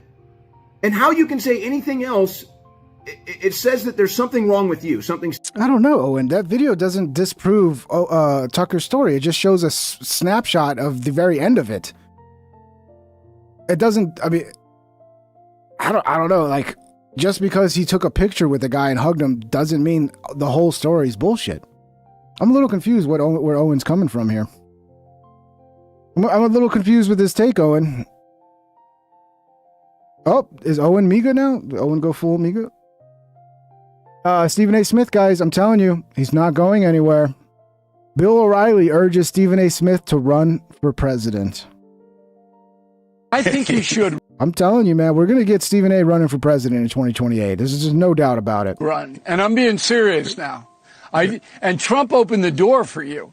You should send Trump a big bouquet of flowers. He opened the door for you. He'd help you more if he Now, gets you arrested. Candidates. He'd help you more if he gets you arrested. Absolutely. Trump needs to give me an interview. That's what Trump needs to do. He needs to give me an interview. But go ahead. Well, as your press secretary, I'll work on that for you. But you can run, but don't have any expectation of winning. See, what you're doing is you're taking a furlough from your dopey sports show, and you're saying, I'll be back because I'm not going to win. Damn. Bill's kind of going in hard here, bro. But you're injecting yourself into the debate, the national debate, and you're exposing the charlatans, which would be an amazing historical achievement. You don't have to win. You can go back to the dopey show anytime. They don't have anybody to replace. This seems kind of like an underhanded attack at Stephen A. Smith. Like, you're just no way you're going to win. I mean, you think you're going to win? He could fucking win, bro. There's definitely a possibility this dude could win. Okay? And I think your show's dopey. Bill O'Reilly. I'd vote for fucking Stephen A. Smith before I'd vote for fucking Bill O'Reilly. It's twice. I don't even know who these people. But definitely ain't going to vote for this fucking retard. Bill O'Reilly. That's twice. Bill he O'Reilly. called you. Bill O'Reilly. Hold on, Chris. Twice. Dopey show.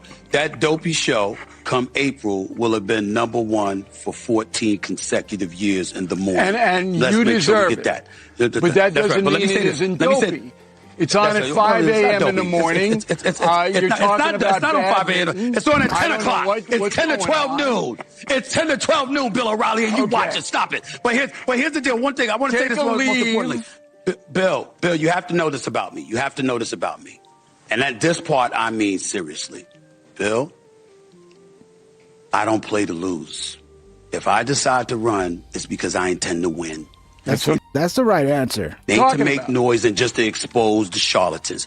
It's to win. You can't run and be like, I don't expect to win. I'm just here to make a message. No, you have to act like you're going to win. You got to fucking believe you're going to win. And if I decide to do it, I'm telling you, I intend to win. Make no mistake about it.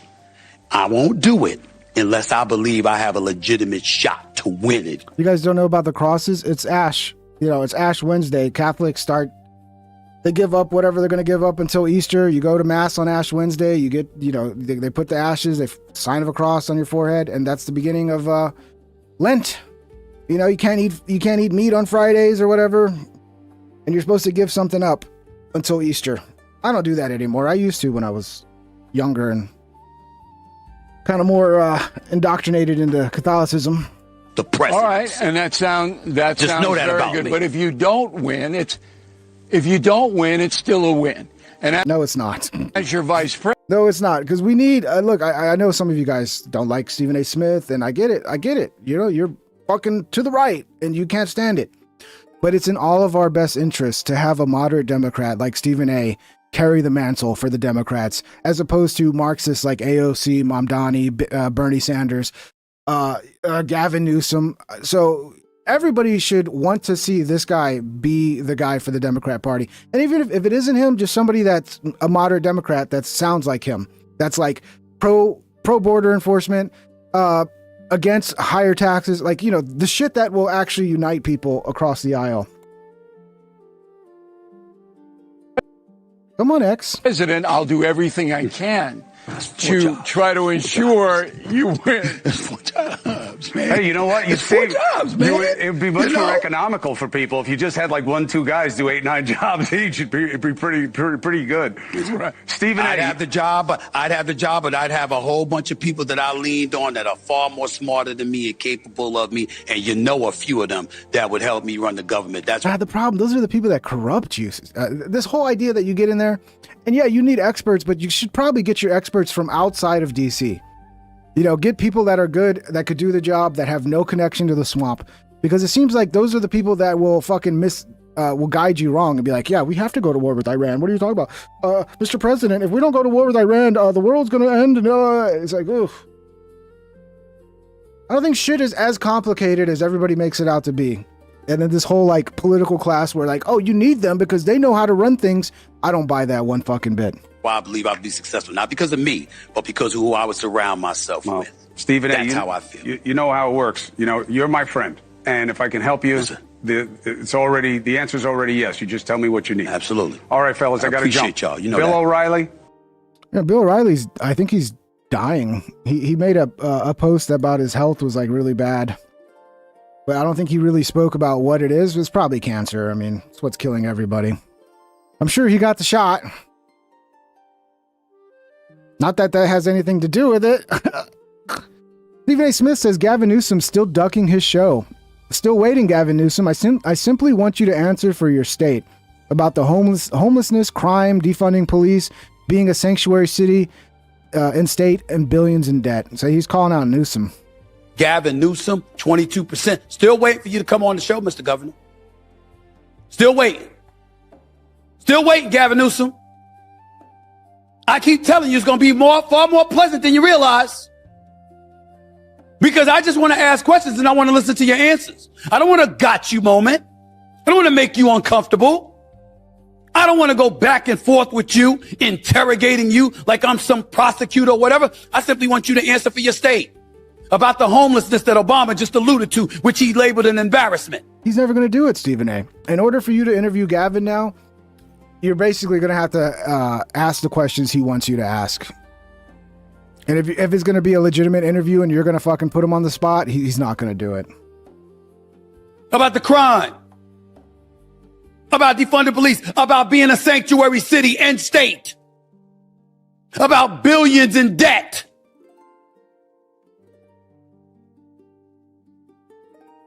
About homelessness. He almost made me cry there. The way he went from yelling to like calm and somber. And about homelessness. This almost brought a fucking tear to my eye, bro. He's practicing. He's practicing his presidential speeches. Where's the answer to those questions?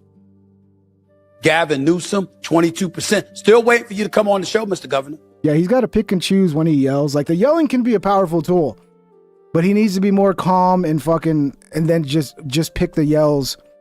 Like you don't have to be exactly like you are on your first take or whatever, you know?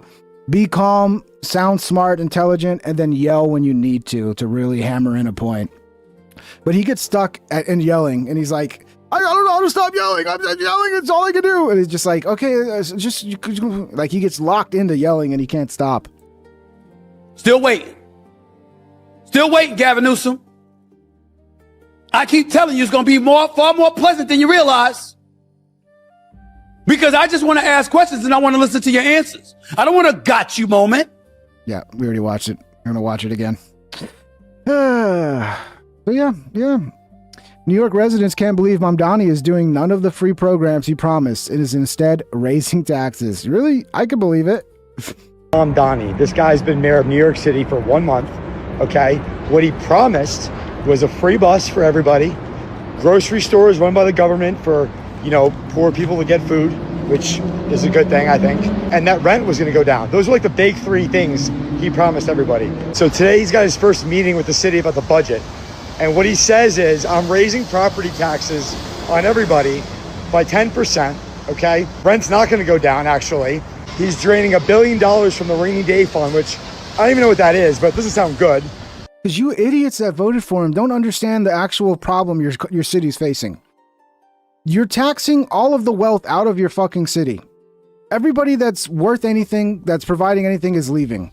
So to replace those people, they have to tax more now to try to offset that loss of tax revenue, which, by the way, they're just going to make it worse by taxing more because they're going to make more people leave. And you're going to end up with a smaller net tax revenue than if you would have just fucking lowered taxes and placated people like what they want, you know, and like made it not insane to fucking stay there and be taxed to death, and had better tax policies that were like pro-business. They'd end up getting more tax revenue. So no, they have to now offset all that lost tax revenue from being a shitty fucking far left city. And yeah, this is where you're at. And they got to replace all those people with illegals, all the working people that are leaving. You got to have somebody. So you bring in a bunch of illegals and you raise taxes. And it's just another step along another step along the way to completely destroying your city.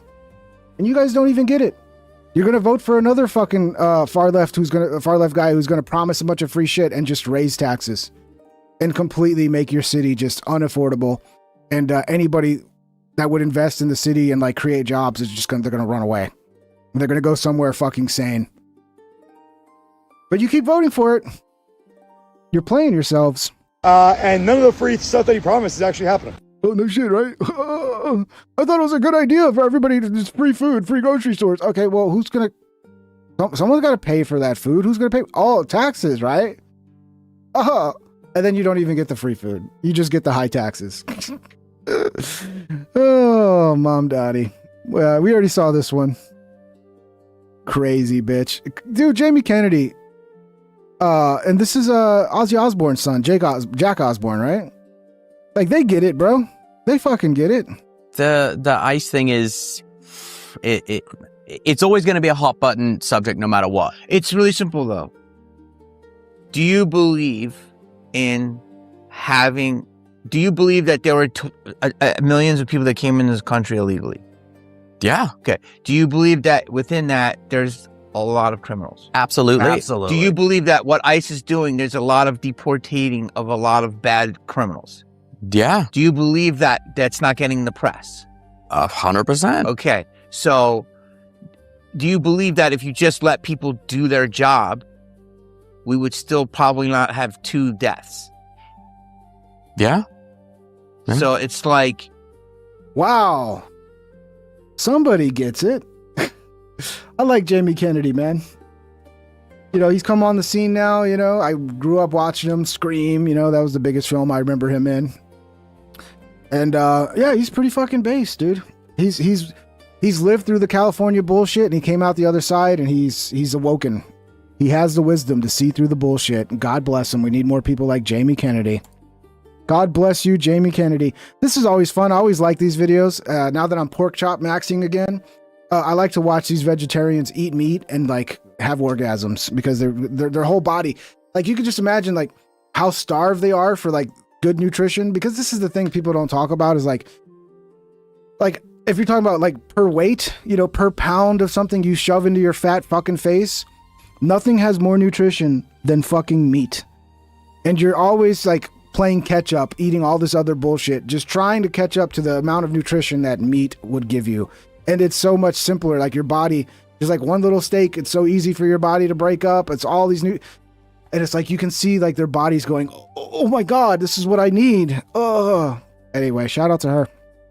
Trying steak as a lifelong vegetarian. I'm just gonna see if I cooked it. I don't know why. Right? I made steak before for my boyfriend. These are my favorite videos of vegetarians eating steak. So I just didn't get to try it. Okay. I mean, I cooked it well done. That was kind of the goal. It looks good. I mean, for a vegetarian, she cooked that pretty fucking good. This is ribeye. I cooked it in avocado oil. Ribeye's good, but dude, I don't know what it is. I don't know if I'm not buying the right ribeyes and buying the cheap ones. They're just always too chewy. I've done all the fancy fucking, you know, sear it for like 2 minutes, and then throw it in the oven real low and finish it off in the oven and get it to the right temperature. And no matter what, it's always chewy. You know what's never chewy? Pork chops. The pork chops I make are never chewy. They just like melt in your mouth. So there's a point where it's like, dude, I kind of like pork chops more than ribeye. And then when I can buy, you know, for like $2 a pound and buy a whole pack of fucking pork chops for like $10, where that would buy me like half of a ribeye. Why am I going to waste my time with ribeyes? Now, I'll buy ribeyes now and then, but they're just too hard to cook. Okay, this is just the most intimidating meal I've had, I think. Oh, she whimpered when she took a bite. It was that good. Her body's just craving this, dude. These people trying to go against nature. Like Alex Stein's another one. Alex Stein's like, oh, I don't want bad vibrations. If you eat meat, you're absorbing the bad vibrations of the animal. It's like, do you not believe in God? God designed us to eat meat. You don't believe in God's plan? God put us here and designed us to need to eat meat. Okay, so no matter how whatever weird explanation you come up with, like you're rebelling against God and in our true image, in our true nature that God designed us in, which is to eat meat. And it's unfortunate we got to kill animals to do it, but you know, that's what God wanted, man. That just tells me that you don't believe in God's plan. That's what that tells me.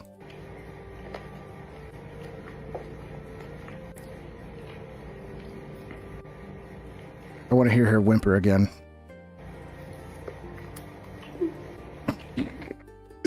Every signal in her body is like, oh my God, this is what we need. We need this. Why haven't you been giving me this? Meal I've had, I think.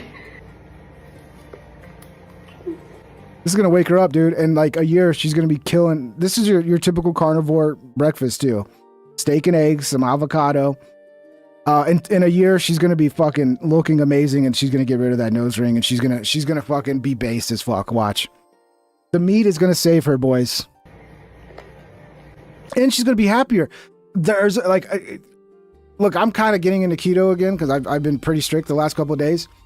So if you've noticed my energy being higher and I'm talking better and I'm not all kind of losing my place in what I'm saying, it's because I'm not eating bullshit right now. I'm full keto and my brain is on fire and it's fucking firing super fast.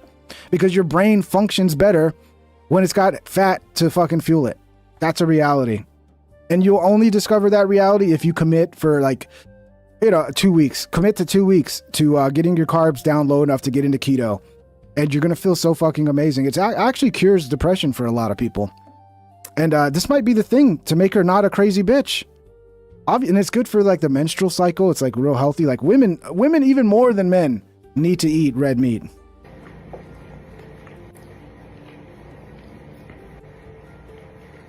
I want to say something other than that's really good, because that's better than really good. I'm just kind of processing this. I want to bite with the garlic. Oh, yeah. Oh, yeah. I'm telling you, the garlic, that's what people forget when they make meat. Dude, garlic, and I'm telling you, garlic butter, bro.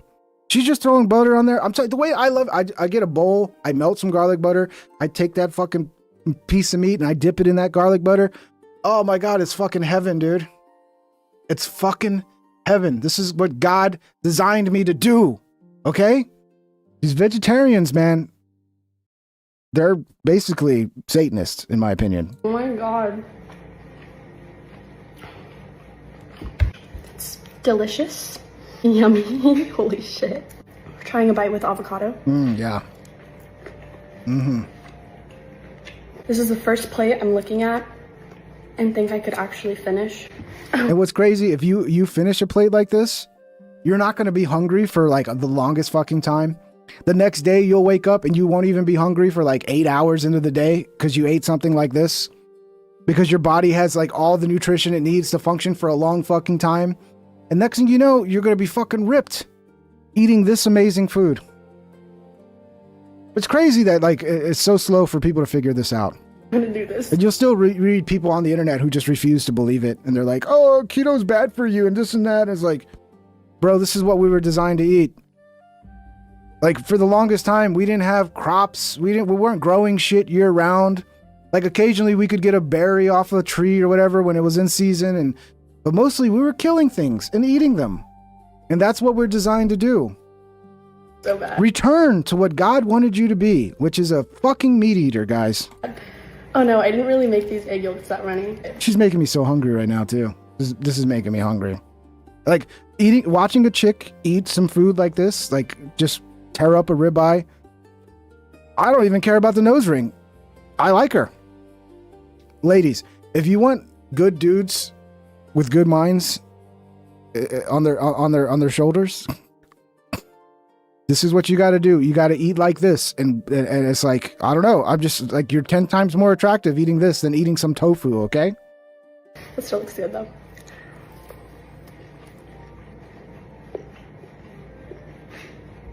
Yeah, it's good, ain't it? So far, I haven't been converted, and I'm not. You gotta convert, dumbass. You gotta convert. I could speak too soon. Give it 2 weeks and watch all the weight. Like, you know, chicks love to be like super thin. You could be super thin and fucking super healthy.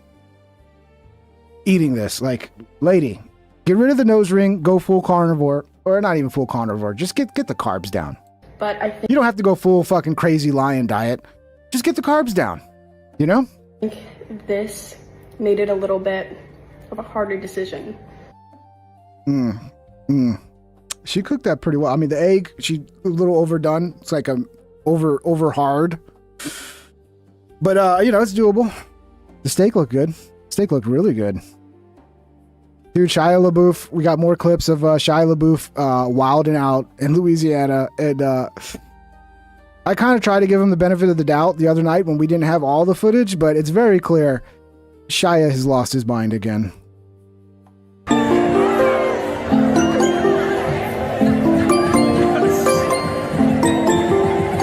What is this? Oh, I'm guessing that's the paperwork he got, because this is him right out of jail. Because remember, he got into a fight and they arrested him, and I guess that's his jail paperwork.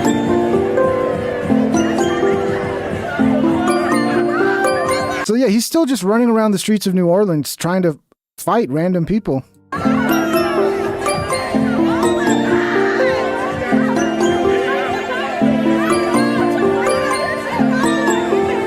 I mean, what triggered this? Because he was doing so well, dude. Like, he was out of the news, you know? And then he's like, man, people aren't talking about me. I guess I got to go get drunk and start fights again so I can be back in the news to promote my new movie or something. It just seems weird. Or maybe he's having, like, mental issues again. I see white guys go up to him. He's just like... Black guys go up and he starts dancing. And he's like, oh, yeah, dude. Hey, look! That boy fresh out the beach. Just do it! Transformers. That motherfucker was in Transformers. Yeah, there's a few clips of Shia. New video shows more of the Mardi Gras Day confrontation between Shia LaBeouf and patrons outside of our bar that led to the 39-year-old actor's arrest on simple battery charges. This one's pretty wild. So yeah, yesterday I thought like maybe like they were doing something and like maybe it was the other people at the bar that caused the issue. No, it's not. It's Milo. It's all Shia. 2181 super chatted $4.99. Trump and 4chan broke him. Yeah, remember when they were doing that where they had that camera in New York and the guy came up and started like memeing on next to Shia, and then he like started headbutting him, screaming, "They will not divide us." Apparently that's a thing. He's a headbutter. He likes that when he gets real rowdy, he just starts headbutting people.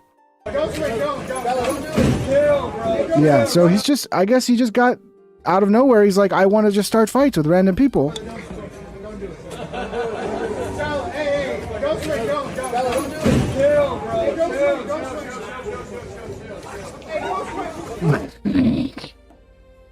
That was such a weak looking punch. I bet you some of these guys are like, oh yeah, let's go get hit by Shiloh. That's a lawsuit. I mean, the dude's worth so much money. Just take a shot, one shot to the face, sue him, and you know, you got a nice little check coming your way. 3 checks, man. Who wants a check from Shiloh?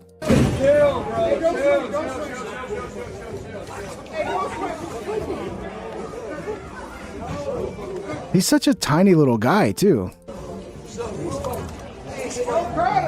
He's saying, who's fighting? Who's fighting? Like, he's ready to just he wants to take on the whole crowd.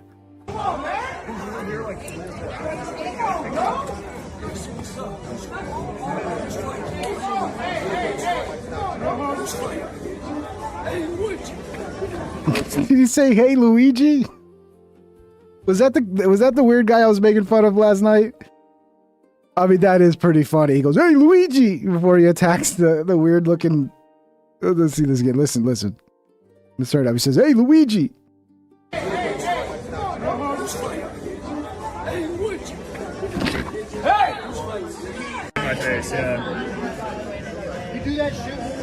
Yeah, and this is after what we saw where the big black dude had to get him under control. The big black dude just like slapped him around a little bit. Then he gave up.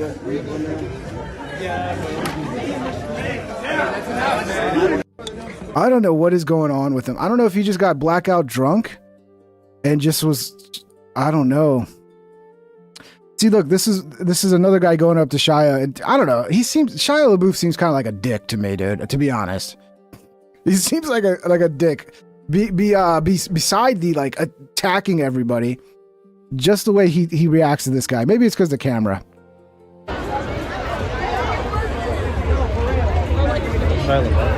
The other creepy thing is he's like just by himself. He's just completely by himself during Mardi Gras. Oh, hello, hi. Are you a famous person? No. No? Are you?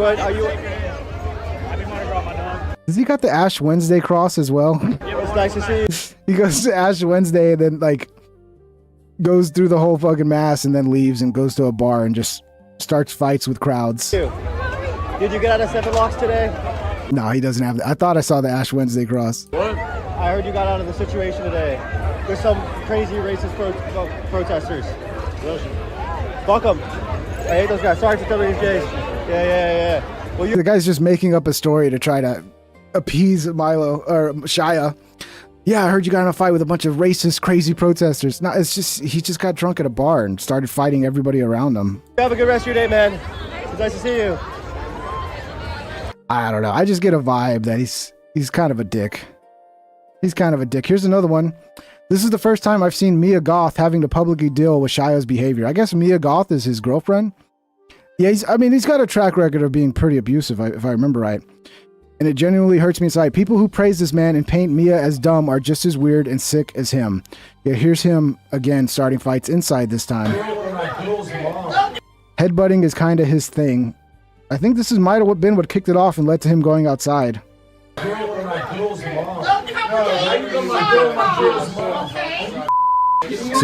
See, he's doing that same thing he did in New York at the He Will Not Divide Us. Remember, it's a famous clip where Shia's sitting there in front of the camera, and then like that 4chan guy comes up. I forgot what he said, whatever.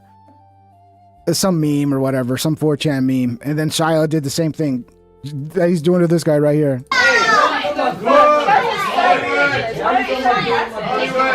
What did you just say? What did you just say? What did you just say? What did you just say? Listen, don't be sarcastic again with us, okay? Don't even play smart, okay? Yeah, you want to bring up that clip? Let me see if I can find it. Hard to find old clips. Let me see if I can find it. Just for old time's sake. See, yeah, the guy has serious issues with self-control and emotional control.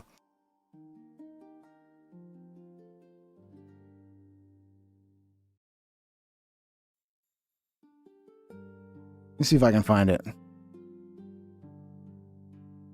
Yeah, there we go. This is from March 10th, 2017. Oh, no. Almost got tricked. That's not the one.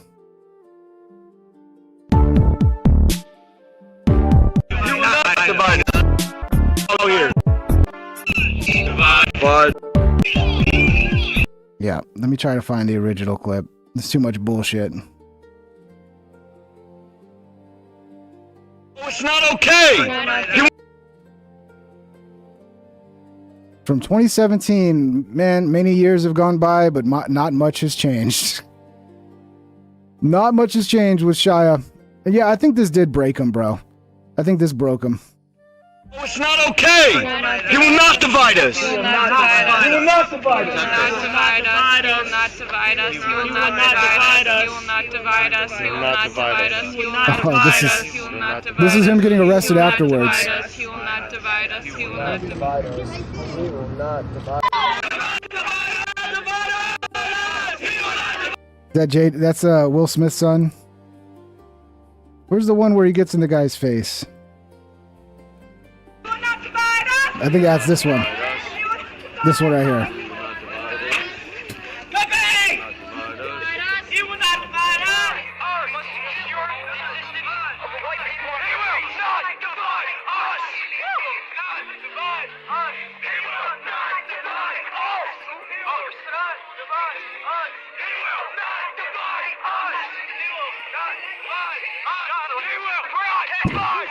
He will not divide us. Now I know y'all feel that. Oh no, I think this might be Shia LaBeouf. If this is Shia LaBeouf, I'm about to go crazy. It can't be. He will not divide. Oh my God, he will not divide us. Free Shia. We free Shia. My boy's home. He will not divide. He's out of jail. 2017 was a fun time, huh? Yeah, I don't think he's ever been the same after this, man. Yeah, here he is buying some art. I'm telling you, like, as soon as he gets around black guys, he's like the nicest, coolest guy ever. It's the white guys he doesn't like being around. Bro, what's that? This is the video first. Hey, you? Oh my! Whoa! This is not a joke. Yeah. You're really special, man. This is fucking incredible. It's a woman artist too here. Incredible. Heard that. Hey, God loves you. I mean, it's not bad art. I don't know if it's incredible, but it's you know, not bad. Super blessed. Yes, That's crazy. That's yes, crazy. sir. Yes, sir. That's for sure. Yeah. Wow. Yep. And then he went and beat somebody up at the bar. Or he got beat up, actually. He didn't beat anybody up. He got beat up. Here's more of Shia. Our sister station found actor Shia LaBeouf on Bourbon Street hours after he was released from jail. Shia LaBeouf posted up like a regular civilian. What is he doing? Mr. LaBeouf, Liam Combs with Baton Rouge News, man. We just want to know how you enjoy Mardi Gras. Yeah, this is after he took those shots from that big black guy. You can see it. He took some shots. God bless you guys. Mardi Gras is amazing. What's the best thing about it? You've been posting up here all night. What are you doing? The people. The people that you're fighting with every 10 seconds. Met anyone interesting? A lot, yeah. All right, we're good, yeah? Okay, thank you. Have a good one. God bless. Yeah, you can see he's a little tipsy, dude. It's probably the alcohol, man. I think he's just one of these guys that gets drunk and then he just can't control his emotions. Johnny Midnight, glad to see common sense has prevailed once again. When Parody reached for his gun, it changed everything. Breaking, the ICE agent involved in the Alex Parody shooting has been found not guilty.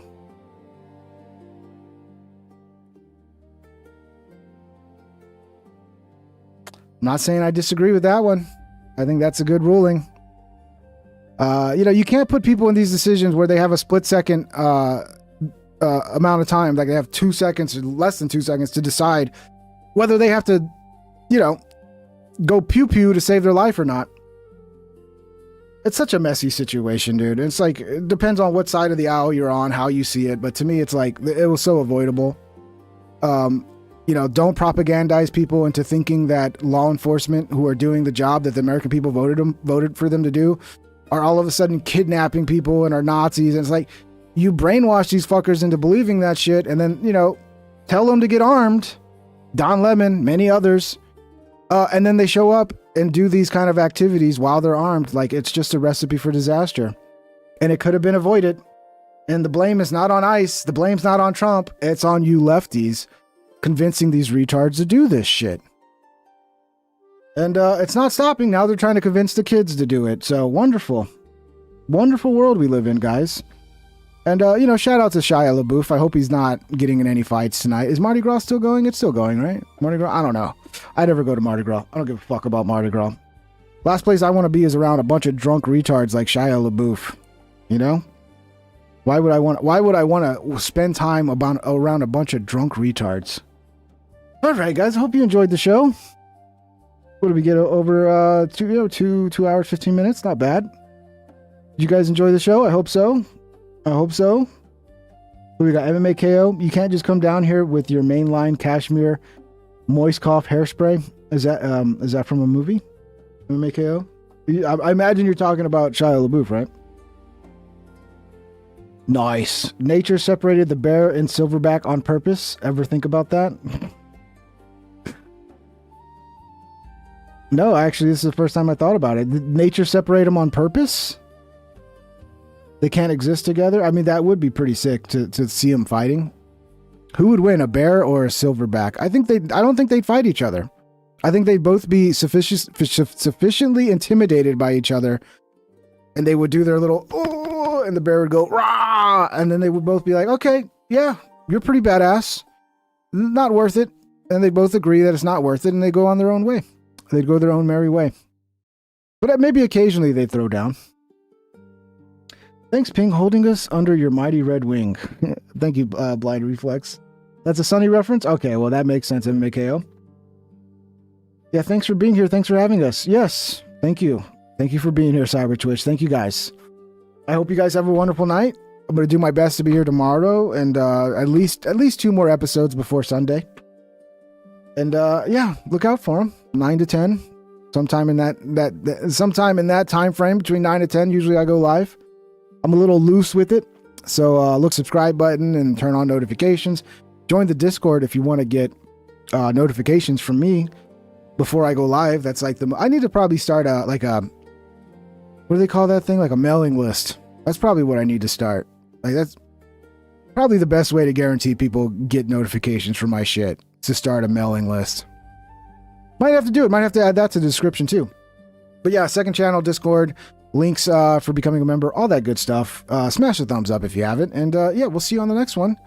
Much love, everybody. I hope you guys have a wonderful night. Freeman, thank you for the 2. Honey Badger versus Wolverine. Freeman 3 super chatted $2. Honey Badger vs Wolverine. That would be an interesting one. Those are 2 really badass little animals, man. I mean, AI is going to make it happen, dude. We can get 2 animals of any type fighting each other in AI now. But yeah, I love the honey badger, man. They're so cute when they're ferocious. They're so cute as they're like just ripping everything apart. Yeah, I don't know who would win in that one, man. It's a good question. Good question. Wolverine, S. Terminus says Wolverine. I don't know, man. We'd have to run it to find out. You know, we have to run that shit. Let's go. Let's go to China. I'm sure we can do some shit like that in China if we got enough money. Or maybe Somalia. We might have to go somewhere where there's like no laws. Make that happen. Anyway, much love, everybody. We'll see you in the next one. Thank you again for all the support. Y'all have a wonderful night. Wolverine is bigger, so it would win. Yeah, I don't know. I think the Wolverine is bigger, but it's a good question. I think one day we're gonna have to solve that question. Figure it out. Much love, everybody. See you on the next one. Okay. Have a wonderful night.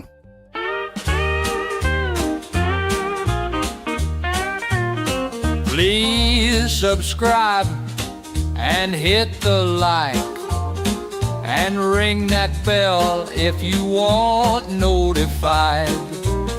Here's some other videos to watch that you might like or you might not.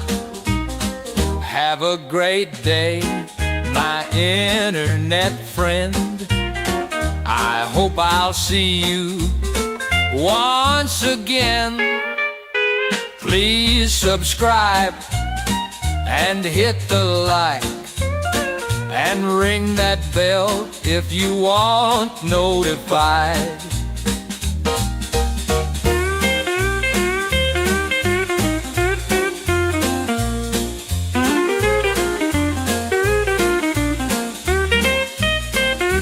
Have a great day, my internet friend.